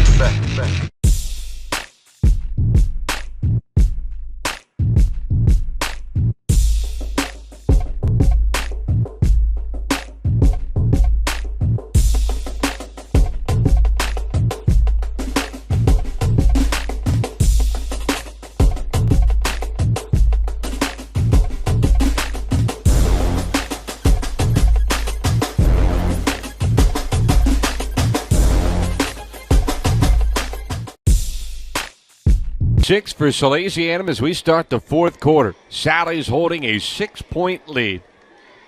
The Division I high school football state championship game. Big play for the Sows. Their offense has struggled in the second half. They did score one touchdown, but that was when they got the football inside the Smyrna 10.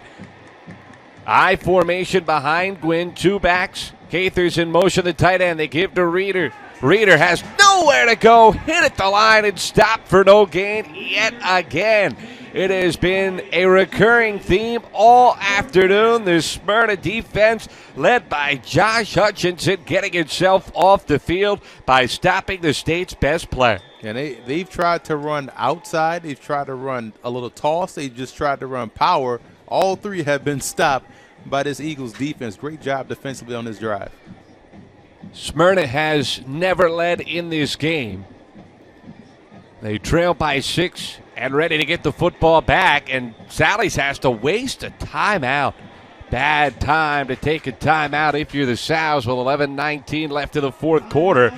Little miscommunication as they were sending the punt unit out.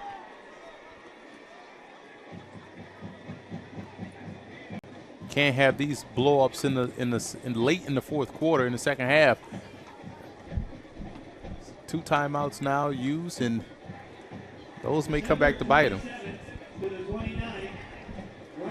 Reminder, the Division II high school football state championship game comes up later this evening from Delaware Stadium. St. George's and Howard will square off. One of the teams here as we speak, watching in the end zone, behind the end zone that Sally's is moving toward. That's the St. George's Club. They will take center stage for the D2 title game, but still plenty of work left here in Division I. Sally's 26, Smyrna 20. Smyrna set to get the football back. After Sally's punts it away. Good kick. Spiraling line drive. Sends it back to the 22. He bobbles, picks it up, returns it straight ahead to the 25. Spinning near the 30, Moses Carter. Good job of containing right there by the special teams unit of the Sows, making sure he doesn't get anything outside of where he was when he picked the ball up. I beg your pardon. He actually went down at the 25-yard line. So another long field for Smyrna, but they've been able to traverse long grounds in the second half. 11:06 remaining. Down by 6 with the football. Considering the way the first half played out, if you'd have said at halftime this was the situation you'd be in, Smyrna, take it. 10 times out of 10, I'm sorry. Absolutely. They start the pistol. Now Knight goes in motion to the left. They throw backwards to him. Now they float one down the sideline, wide open. At midfield, on the run is Gillis. Cuts inside at the 40, back at the 30. He's at the 15 and inside the 10. Finally dragged down at the 7. Michael Drake saved the touchdown, but not before a gain of 68 as Smyrna uses the razzle-dazzle. Oh, those tricky Eagles getting down the field on that play. They've set that play up all game long. They've thrown a quick screen. They've run it outside. They've come back the other way with the quarterback counter. This time they do the double pass, big gain. Now they're inside the 10-yard line. Knight went in motion, got it on the outside. Sally's bid forward, and he threw a perfect pass over the top.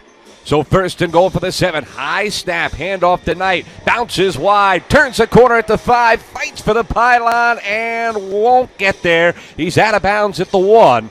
Where it'll be second down and goal for Smyrna. And there's a Sally's player down up the far sideline.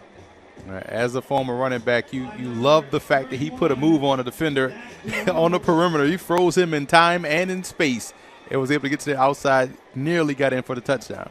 Griffin Salvo is the injured player. We will take a break as they attend to him. 10:35 left to go with the 4 Sallies leading 26-20, but Smyrna is driving.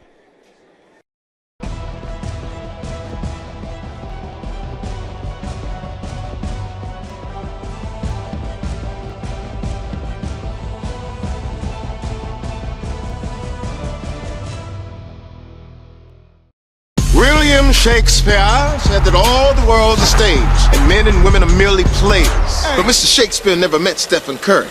Ni hao, the guy who's in the gym every dang day. Patron saint of the underdog, the league's most unguardable player.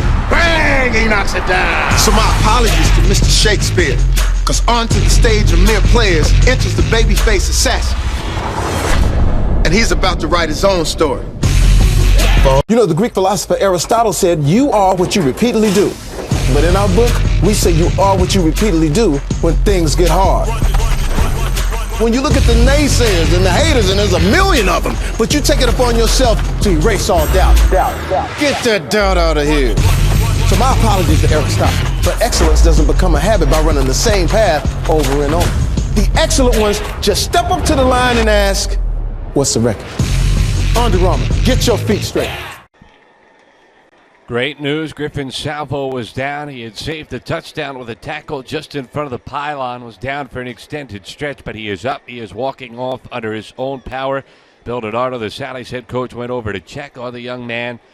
And the training staff got over there immediately. They're helping him to the sideline. This is Division I high school football state championship game. 10:35 remaining in the final period. Sally's, which has led almost the entire way, clinging to a 6-point advantage. But Smyrna with the football. Second down, goal to go at the Sally's 1. Opportunity to tie with the touchdown. Remember, Smyrna goes for 2 every single time. So even the touchdown does not guarantee a lead for the Eagles. They're going to go with a Wildcat formation as Henderson checks out, the quarterback normally for Smyrna. Lining up to take the snap. Flag is down. Knight got it. Burrows his way towards the goal line. Won't get there, but there was movement forward, and I think there's going to be illegal motion against the Eagles. It is, and that's going to cost them 5 yards at a bad time. Yeah, I understand you want to be aggressive. You're anxious. You want to fire off the football, but you got to be set for at least a half a second before you snap that football. It would be third down and goal, but the ball is inside the 1. You have to take this penalty here if you're Donato and company, even though it gives Smyrna an extra down. Backs him up just inside the 6. Henderson will return for Smyrna. They have not had a ton of success in that formation today. It's normally their bread and butter. Smyrna is not being able to work it across the plane. Give Sally some credit. Definitely. 4 receivers, 3 left, bunch far to the sideline. Knight to the left of the quarterback, Henderson, who pitches it that way. Henderson breaks a tackle, dives to the goal line, and is in. Touchdown, Smyrna. They've tied this game with 10-12 to go. That's a heck of a job right there by Knight. Great individual effort all the way around, blocking on the outside, running back, plowing through tacklers to get to the end zone. Just a heck of an effort, and he tied this ball game with a chance now to take a lead. Big decision here for Smyrna. Do you keep your regular package out with Henderson and Knight both lining up in the backfield together? Or do you go with what's worked all season long but has not been very successful today? It looks like Henderson will stay on the field for this 2-pointer. Tied at 26, 10-12 left in the fourth quarter. Smyrna going for the lead. They'll put the ball center of the field. 3 receivers right, 1 to the left. Solo that direction is Gillis. And now Smyrna wants to take a timeout. That's how big this 2-pointer is. They'll talk things over. Yeah, you don't want to go back to that bread and butter, single wing formation, Wildcat type situation, because it hasn't worked in this game. You have the opportunity to make these plays in space, so spread the field. Take advantage and trust your guys to make that one guy miss and get into the end zone. Plenty of time left in this game, whether Smyrna gets in or does not. If you're Sally's, got to find a way to trigger the offense, though, once you do get it back, because outside of the 1 6-yard touchdown drive you've had, done almost nothing since intermission.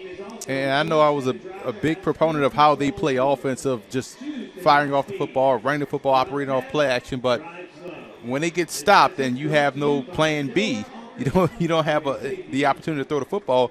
We're probably going to learn a little bit more about Zach Gwynn, the quarterback, on this next drive, because I think they're going to have to start throwing the football to open up their running game a little bit more. We'll see whether he's trying to lead his team from behind or whether the tie is preserved by his defense. Now they do take Henderson out of the football game. 5 wide receivers, 4 right, 1 left. Lining up in the shotgun is Knight. Motion towards the right side of the formation. Flag is down. They were going to pull to the left and run Knight towards the pylon. Instead, they're going to back up 5 yards. And that was the play they usually run with Henderson. and now they were going to run it with Knight, which would probably be better because Knight is the running back running behind two pulling offensive linemen, and he can lower his shoulder and get into the end zone. Now you're really backed up to where you may have to throw this ball to get the 2-point conversion. Henderson going to have to come back into the game here at this point. 26-26. Boy, you want to talk about a chess match and some gears grinding on the two sidelines right now between Mike Judy and his staff, Bill Donardo and his. Again, they're going to line up with a Wildcat formation. Henderson is in the game. Knight gets the snap, moves towards the left, hesitates, now moves forward and is dragged down inside the 5 at the 3. The 2-pointer fails. Big play by the Sally's defense as the penalty cost Smyrna dearly, and we are tied still at 26. Yeah, penetration caused that play to fail because they were trying to just attack them and outflank them, but the Sals weren't allowing themselves to be outflanked. They did a great job in forcing that back inside to where they made the tackle. Such a tough spot if you're the Smyrna coaching staff. That package has worked all season long. It just hasn't today. But you have to be true to your own identity, so they try to stick with it. Unfortunately, their chance to take a fourth quarter lead in the state championship game, a crown they have not won in 4 decades, goes by the wayside. 26-26, Sally's defense rises up and preserves the tie, and now the Sals assume they'll get the football back. As if Smyrna does an onside kick it once. Already today they've tried that. They did it 2 times last week in the semifinal round. You never know what the mad scientist Mike Judy has in store for an opponent. I think that extra week of preparation allowed them to be able to take away their one key formation inside the 5-yard line. So Menino will kick it off for Smyrna. 1-man back to return for Sally's. Squibber up the middle. Trickles to the 20, bobbled and corralled there by Ryan. Straight ahead past the 35, works out to the 38. So not bad field position here for Sally's. 10:07 left on the clock, tied at 26 in the D1 title game. Zach Gwynn has 3 touchdowns. He also has 1 costly interception. Most of his successes come off of play action. The leading rusher today for Salesianum is not the Gatorade Player of the Year, Colby Reeder. Instead, it's fullback Zach Jerome. Jerome lines up in the eye in front of Reeder, both behind Gwynn, who's under center. 2 receivers left on 1st and 10 from his own 38. Cole Smithson in motion to the right. The handoff goes to the fullback. Barreling out across the 45 to the 46 goes Jerome. 8 on 1st down, leaves Sally's with a 2nd and 2. And that play has been very successful for them all game long. The inside give to the fullback off the same action as they're giving it to Reeder, but at some point they're going to have to make some plays vertically in the passing game to really open up this ball game. Hutchinson and Ruff combine on the stop. 2nd and 2 for the 46. Reeder gets the call this time straight ahead, lowers his shoulder and works out to the 49. 3-yard pickup, good for a Salesianum 1st down with 9:31 left of the 4th of a tie game. These are what we call body blows. They're working the body right now. They're slowly running the football, chewing up some clock. Eventually what you're going to start to see is that defensive front slowly wear it down to where then they'll have even more success running the football. Hutchinson, another tackle for Smyrna. He's been everywhere here this afternoon. 1st and 10 from their own 49. 9-10 and ticking in this final period. Again, the I formation with Smithson in motion from right to left, back to right. The handoff goes to Jerome. The fullback moving left with a flag down is cut down at the 48. Josh and Elijah Hutchinson combining on that stop. But we'll have to check the marker after a gain of 3. And it's a chop block or a legal low contact, I beg your pardon, against Smyrna.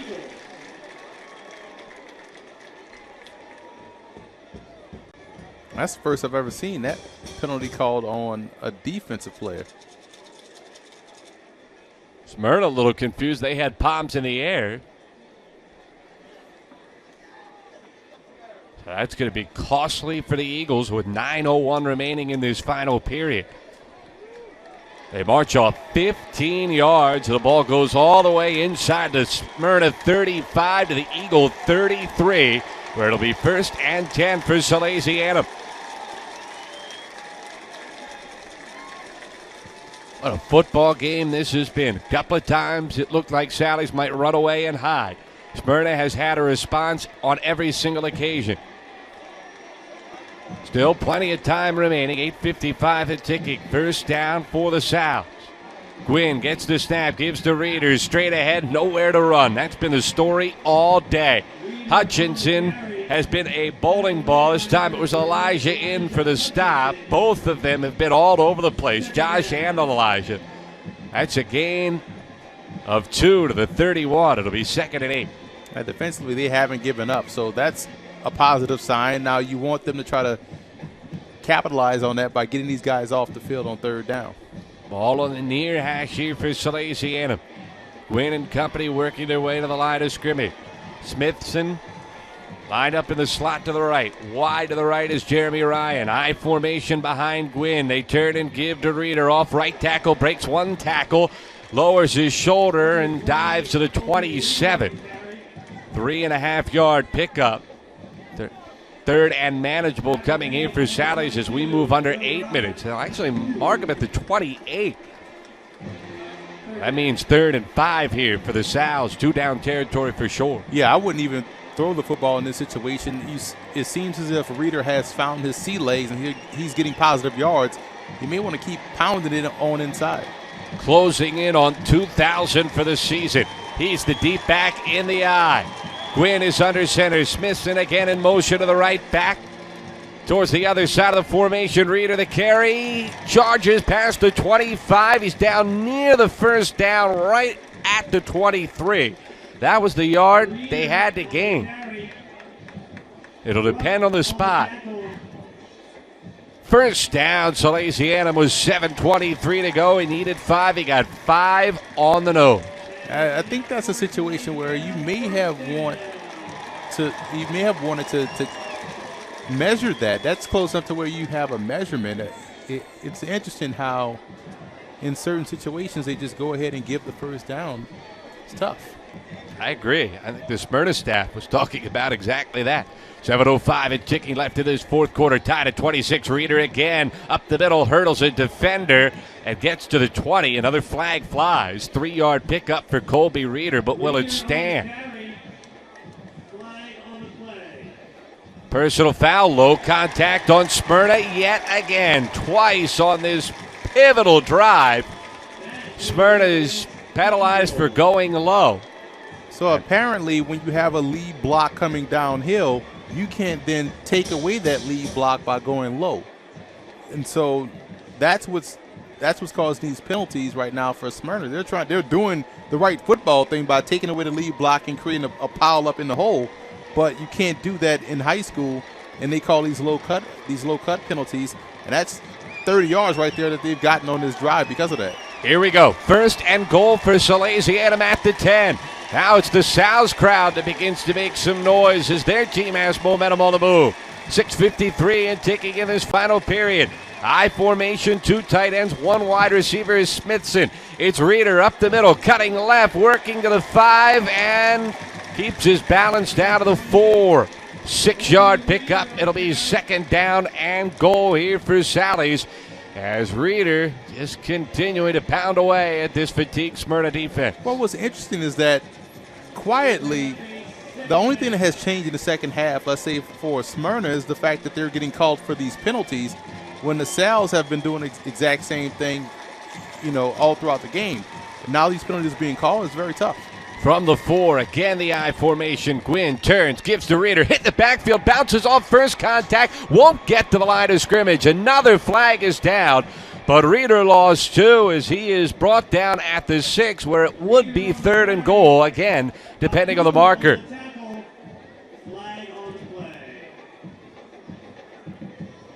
A hold against the Sows, and now this is an interesting decision. 2nd and goal from the 14 or 3rd and goal from just outside the 6. I think you move them back. You got to push them back. You can't trust their field goal kicker, and they don't throw the football as effectively as you do. This is a great chest play right here by Smyrna.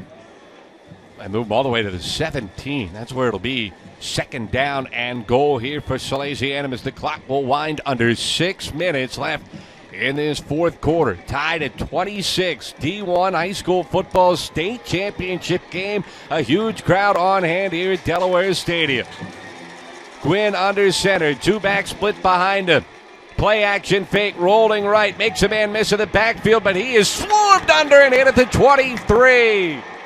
What a play. A coup got him. They'll spot it down at the 24. A loss of 7. Third and goal with a long way to go for Sally. Great defensive effort right there. They try to hit him with the misdirection, but Smyrna was right on it on both ends. It didn't fall for it front side, didn't fall for it backside, and effort and pursuit got them to get that play, get the quarterback down in the backfield.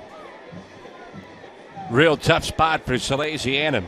Gwynn has 3 touchdown passes today, all of which have come on play action, though. Play action isn't going to catch anybody by surprise right now if you're Smyrna. Got to avoid the penalty if you're the Eagles. Back to throw is Gwynn. 7-step drop, floats one up the seam, incomplete as a collision between Jeremy Ryan and Moses Carter. Incidental contact, and it's 4th and goal for the 24 for Sally. Decision time here. Do you take a timeout, regroup, try to kick a field goal? I don't think they have 41 yards of distance from their field goal kicker, who has missed an extra point today.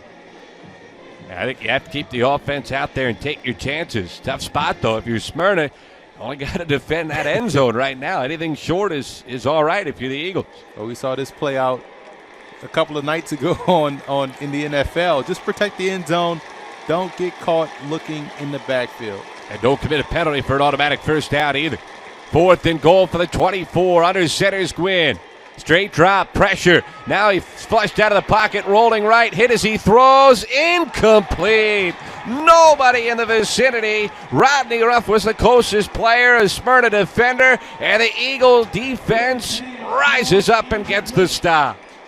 Big time defensive stop right there by Smyrna. Getting off the field. Now you have everything you want in your favor. You have the football, you have a tie game, and you're under 5 minutes. Your offense can now operate with ease, with calm, and you can potentially win this ball game. 4:48 left to go. 26-26 in a game where Smyrna has never led. Trailed by 2 scores on 2 separate occasions. And now Nolan Henderson, junior quarterback from the shotgun with 4 receivers. Wants to throw, steps up, under pressure, is hit and sacked. Kyle Cathers, who has a touchdown catch on offense, gets a big sack, his 9th of the season, back at the 17, a loss of 7. It'll be 2nd and 17 for Smyrna. And they run a 3-4 defense, and it's very tough for your 5 technique to get a sack, for him to get back there and get him on the ground. You see why Coastal Carolina definitely offered him and why he's going down to play for the Chanticleers.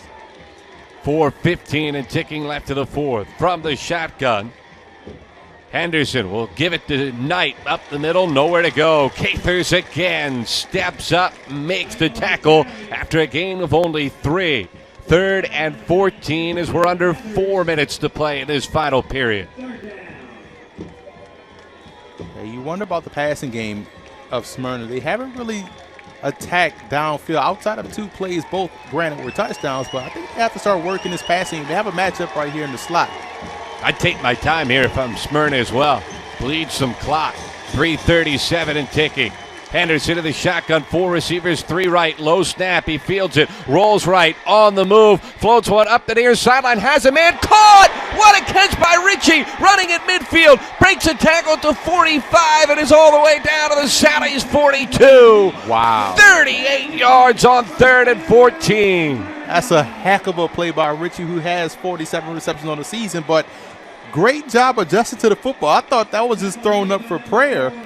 Ritchie made a great play and had the wherewithal to make something happen after the catch. Henderson got the low snap, got outside containment, threw it to open space, and Ritchie went and got it. So here come the Eagles. Tie game, 3:15 left to play at the Sally's 42. Pitch goes to Knight, running left. Hesitation, cuts inside at the 40, dives to the 39, but a flag flies. Gain of 3, but this doesn't look good for Smyrna.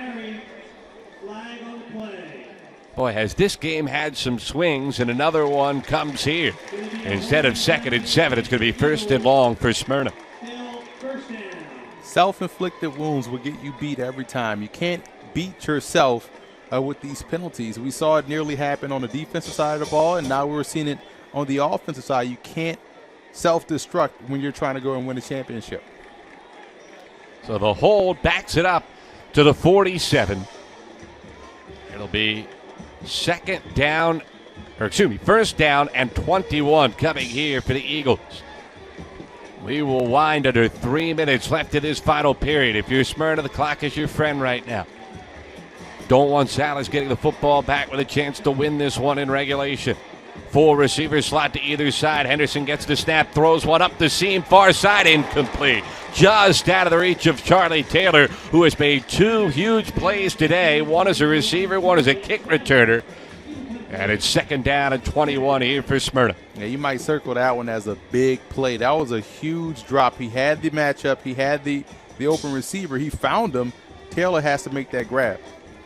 You think this game doesn't matter to the people of Smyrna. So many of them have made their way up Route 1 to Newark.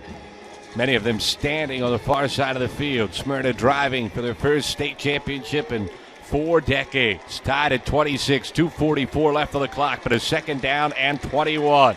Henderson from the shotgun gets the high snap. Play action fake tonight. Throws one again up the seam. A little too far out in front of Taylor. Incomplete. It'll be 3rd down and long here for Smyrna. I like the aggressiveness, and I do like that Nolan Henderson is not afraid to take those shots down the field. The one that Taylor should have been caught, this one was a little bit out of reach, but you do like that he's seeing the field. He's finding those matchups, and they're attacking. They're trying to win this game. They are.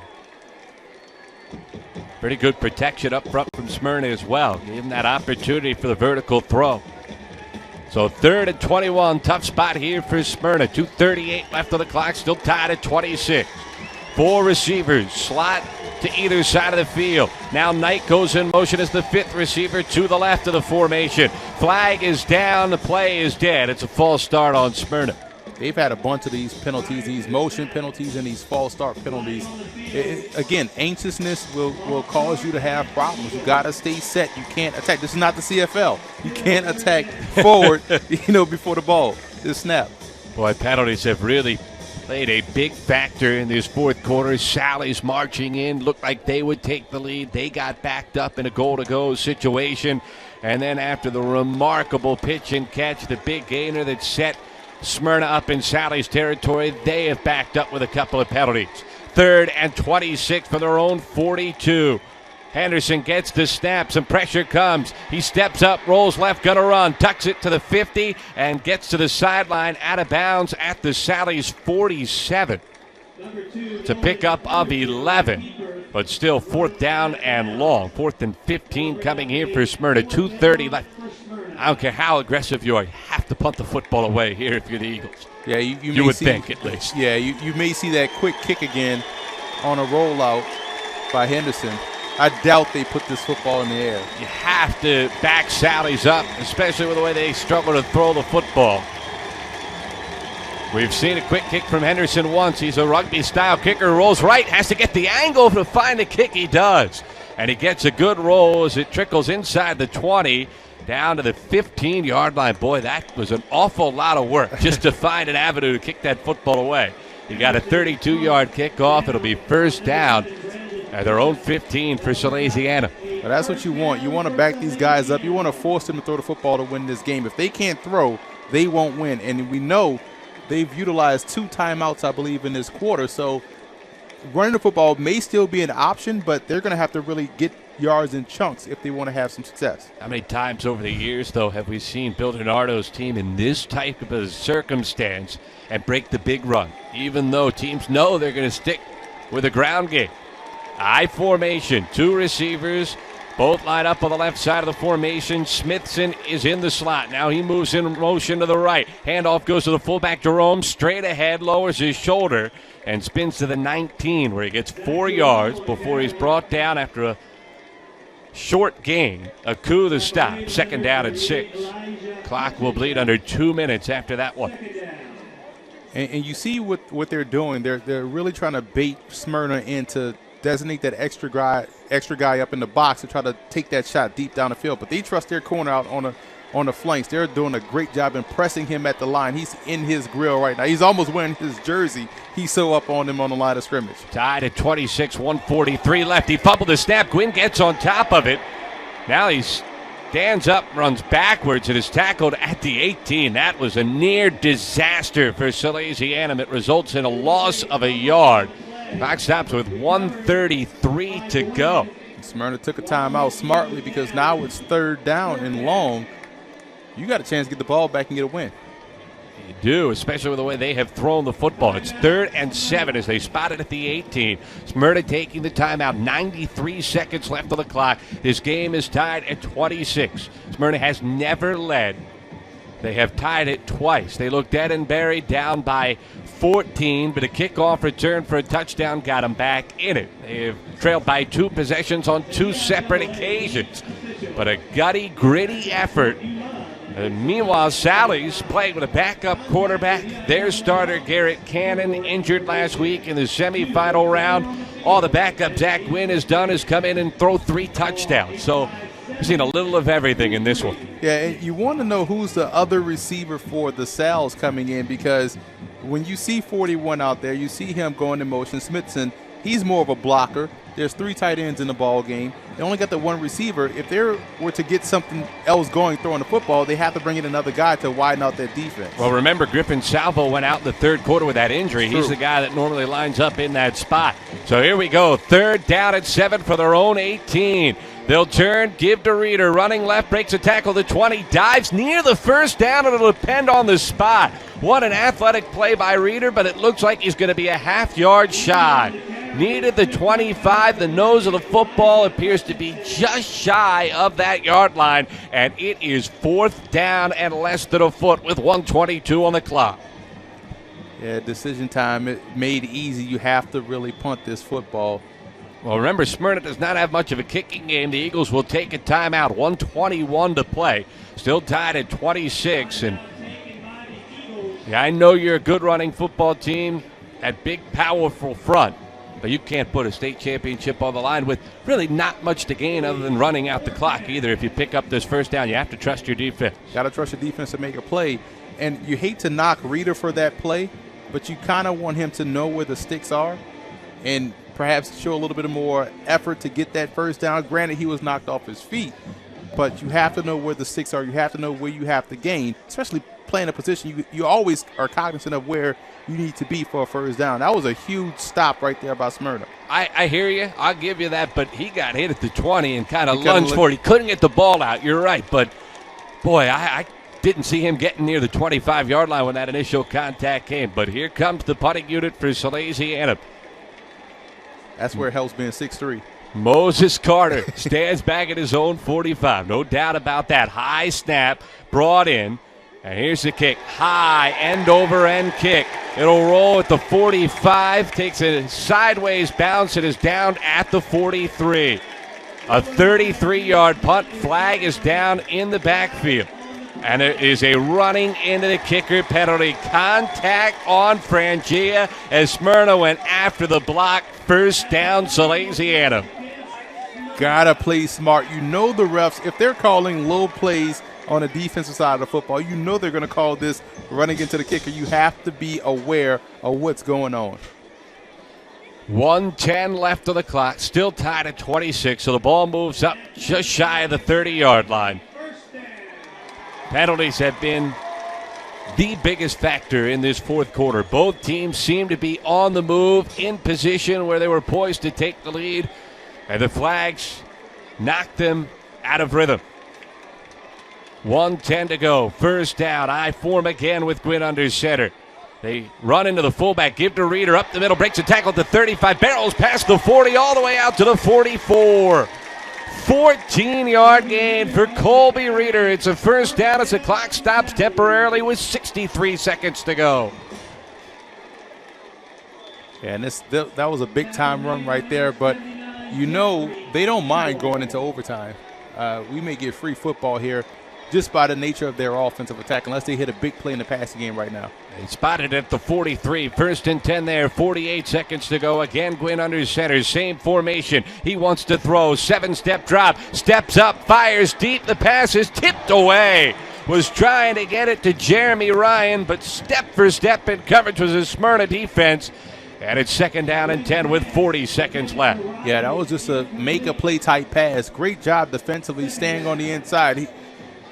Gwynn had nowhere to throw that football and nearly was intercepted. The position, the cornerback had that much of excellent position on that play. I'd love to tell you who had the coverage, but it was number 10. Smyrna doesn't have a 10 on their roster. It was good coverage, though. I'll give them that much. It was Jamal Powell. I found number 10, Jamal Powell. Backup roster. You got to love it. Second down and 10 for the 43. I formation. 2 tight ends. The turn and give to Reeder. Running left. Hit the line of scrimmage. Fights forward for a yard. That's it. Third down and 9. Clock will run under a half minute to go. And now if you're Sally's, overtime might be the answer. Smyrna player is down. It is Jameer Smith slow to get up now. He does get to his feet. I think the Sal's will try one more snap and see if they can catch lightning in a bottle to win this one in regulation, and then we'll go to OT. Got to protect the football first and foremost. Officials timeout. I think they're going to make Smith leave. Yeah, they have to. He could barely walk, and he's wobbling. You don't want that. You don't want them to come your way if you can't even stand up, and that could have been a huge play for the Sal's if they were allowed him to be on the field. So 7 seconds left. It's third down and 9. That's pretty insignificant because of the time remaining. We are tied at 26. The ball for Salesianum is at its own 44-yard line. They don't have a vertical passing offense. They have hit one big play today to Kyle Cathers. That was off of play action. Gwynn has 3 touchdown passes. He has thrown the ball reasonably well. One costly interception. Now they wind the clock. Sally's isn't ready. They're not going to get the playoff. And that's going to be the end of regulation. So the Sal's not ready coming off the injury timeout. Doesn't matter. There's a low percentage play to go 56 on the final snap. At 48 minutes is not enough.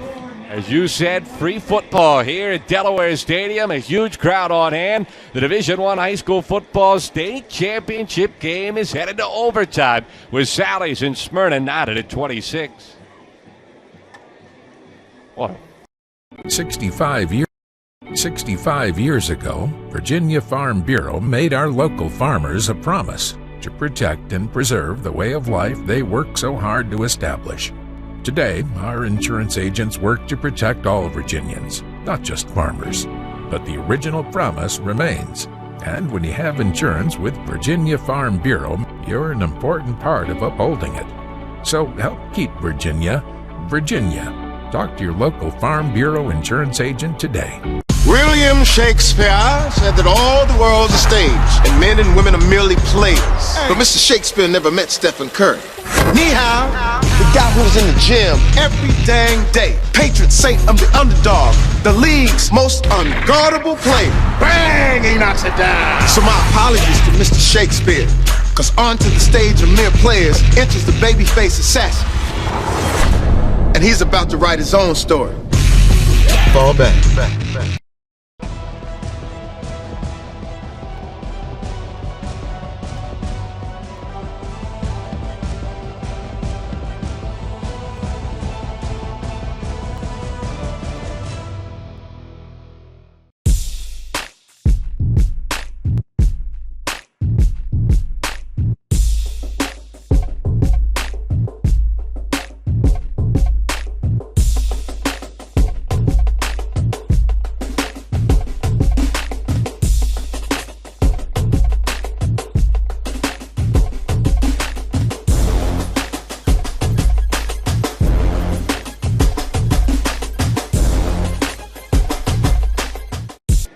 Can't ask for much more than this. Overtime at Delaware Stadium, the Division I high school football state championship game on the NFHS network.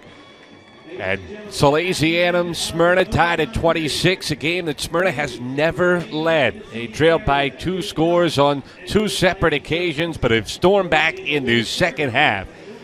And now we see OT. Each team will get the football at the 10-yard line. The coin toss to see who will play defense first.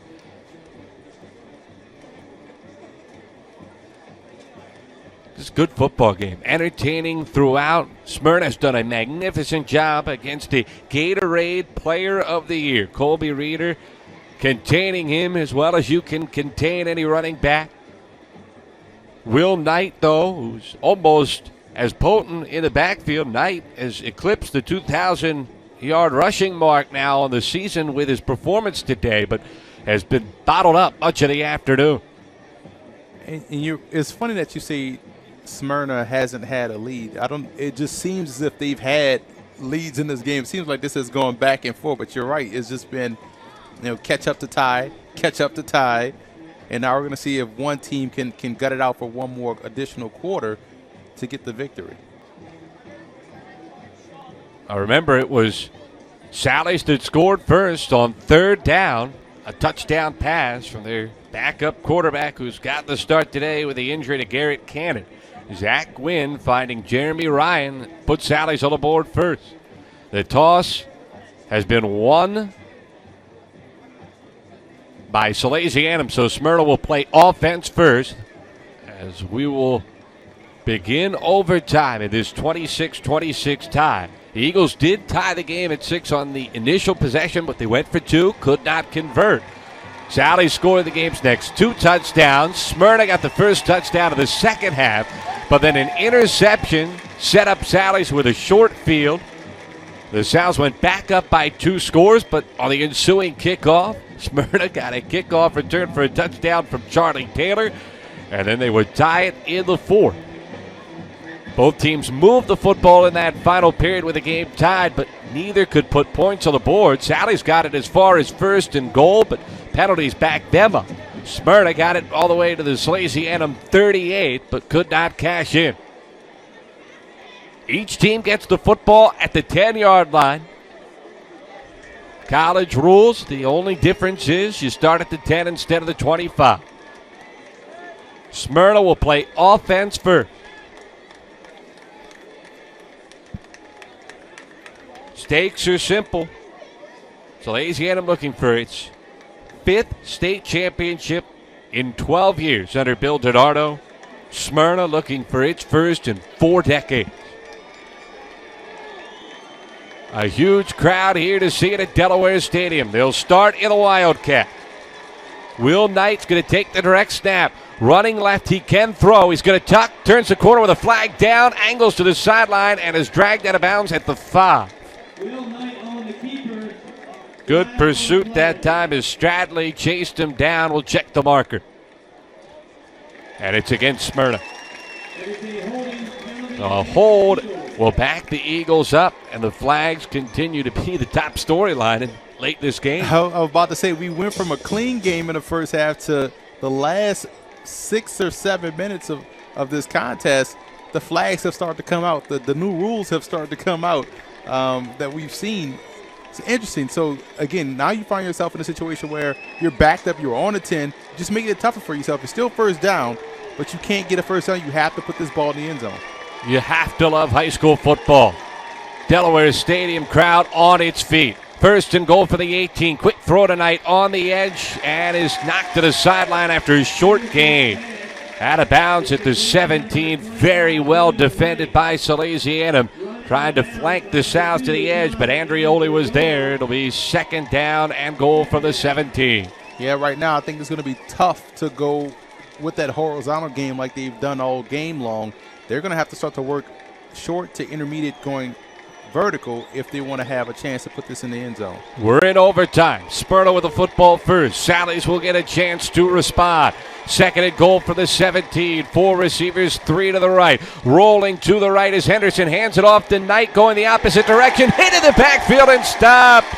Cathers chased him down for a loss of 3 at the 20. And it'll be 3rd down and goal. Smyrna in a world of trouble now. Yeah, Cathers has played a well of a game up front. He wasn't fooled on that play. They try to go back, try to roll out and go back with the counter. It didn't work. You have to get motion going your way if you want that play to work. They didn't. and Cathers made the play. They've tried to keep it on the ground so far in overtime.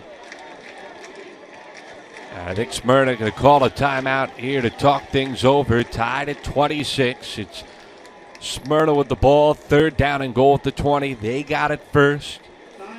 Salesianum will still get a chance for an answer. Smyrna gone for 2 every time they have scored today. Salesianum has tried to kick the football a couple of times. They haven't had a lot of success in the kicking game, but remember, if Smyrna can't score here, the Sows, with the ball starting at the 10-yard line, would already be within a reasonable field goal opportunity for a state championship. This is why kickers matter. This is why points matter. And this is, I mean, if you go back to the early parts of this game, if either one of these teams just make one more extra point or one more conversion after a touchdown, this game is over. So you're right. If they don't get this conversion here, if they don't get this touchdown here, inside the 10 or at the 10, you pretty much can just run your offense. You'd be in a good spot to kick the field goal to win. Smyrna 1 of 4 on their 2-point conversions. They've been so successful all season in that category. They've converted 50 2-point conversions. 3rd and goal at the Salesianum 20. Empty backfield. 5 wide receivers, 4 to the right, 1 to the left. Henderson, the junior quarterback, gets the snap, and now Salesianum takes a timeout very late. Bill Donardo from the sideline. Remember, earlier was trying to get one. The official didn't see it. Well, Donardo wasn't taking any chances that time. He was about 2 inches from the zebra when he called that timeout. You saw a ton of confusion on the back end. Guys rotating back and forth, switching sides. And you wonder what play call you have in this situation. They have to attack, obviously, deeper to get into the end zone. What you want to see is, we like to call all slants, where you have the inside guy run the short slant, slot guy run the intermediate slant, and right behind that is your deep post going right to the back of that end zone. You want him to run into that goal post, and that right there is going to try to pull that defense in front. That's probably the play you go with in this situation. And remember, you don't need all 20 here. You've got 2 downs to pick up the 20 yards. So you want to get at least something positive. You'd love to get the score, though, taken care of on this snap. So both teams have taken a timeout before this 3rd down and goal play. Ball on the left hash at the Sally's 20-yard line. Overtime tied at 26. Henderson throws over the middle. It is caught at the 2, leaning for the end zone and down at the 1. Brandon Bishop got inside position, boxed out Mitchell Scrow, and it's 4th and goal at the 1-yard line. There's your post right there, like I just called.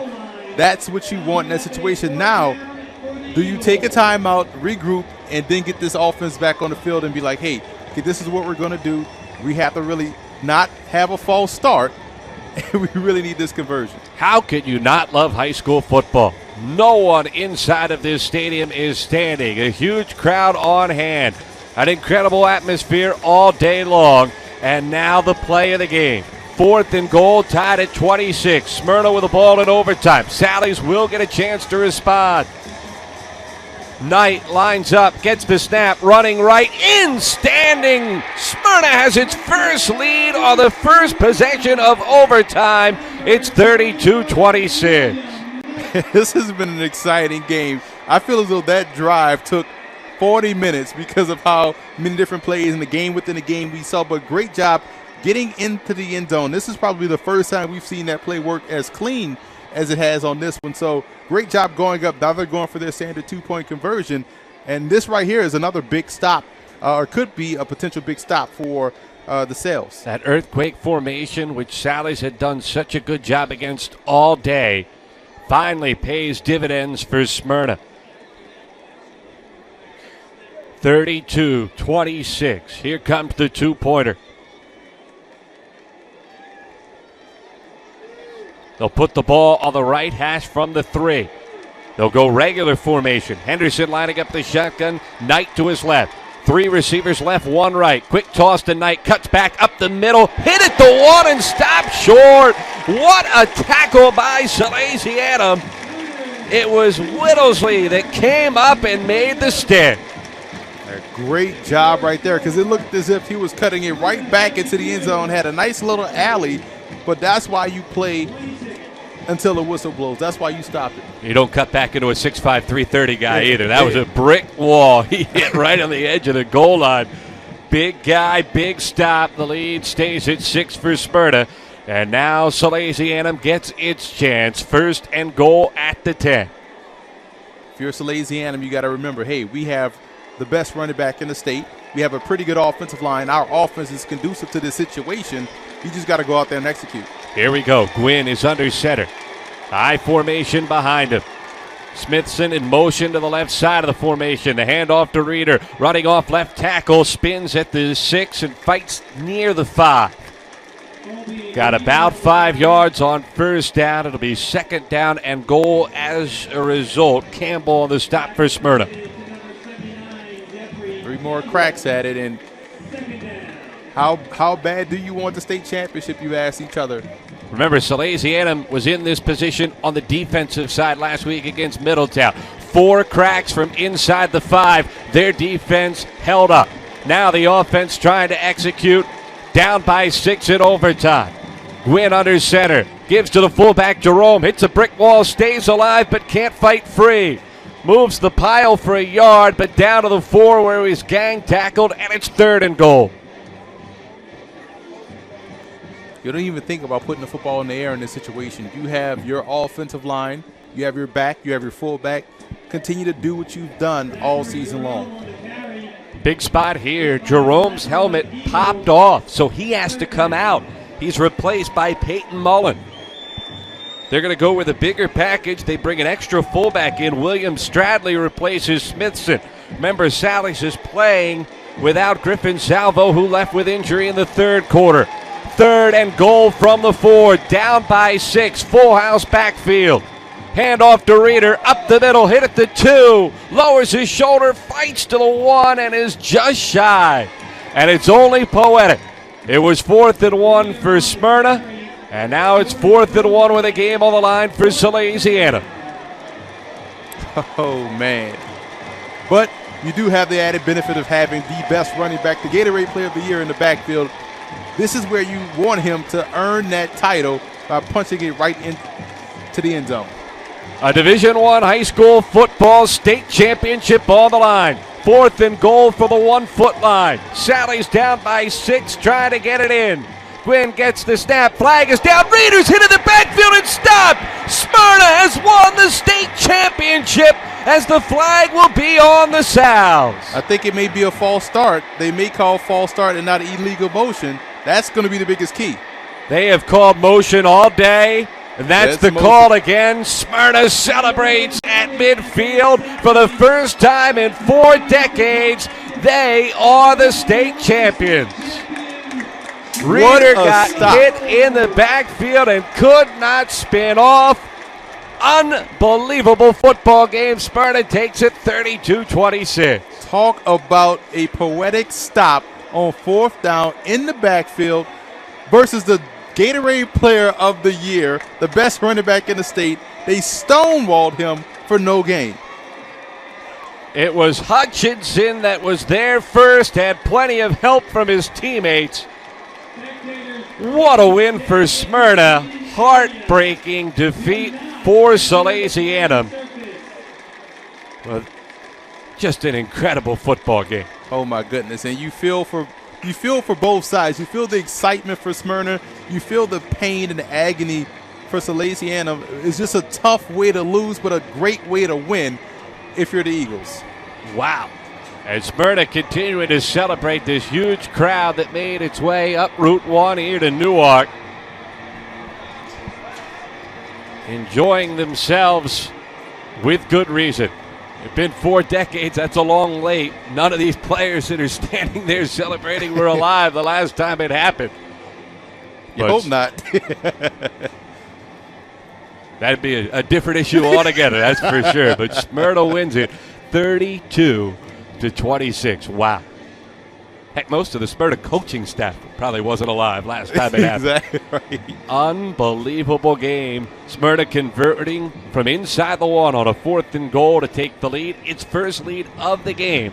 And then stuffing Salesianum from the 1-foot line to win it. Not just stuffing Salesianum. I keep, echoing the point, or just hammering the point home. The Gatorade Player of the Year, the best running back in the state, could not get 1 yard because he ran into a wall of energy, passion, and emotion called the Smyrna Eagles defensive front, and they did a great job stopping him for this championship. They earned this championship. What a football game. The teams will shake hands now at midfield as Smyrna's celebration will continue long after that. Reminder, coming up later on the NFHS Network, we'll have Division II state championship game coverage as Howard will take on St. George's. Until then, for Emory Hunt, I'm Matt Janis. Thanks so much for tuning in. Your final score, Smyrna in overtime beats Salesianum 32-26.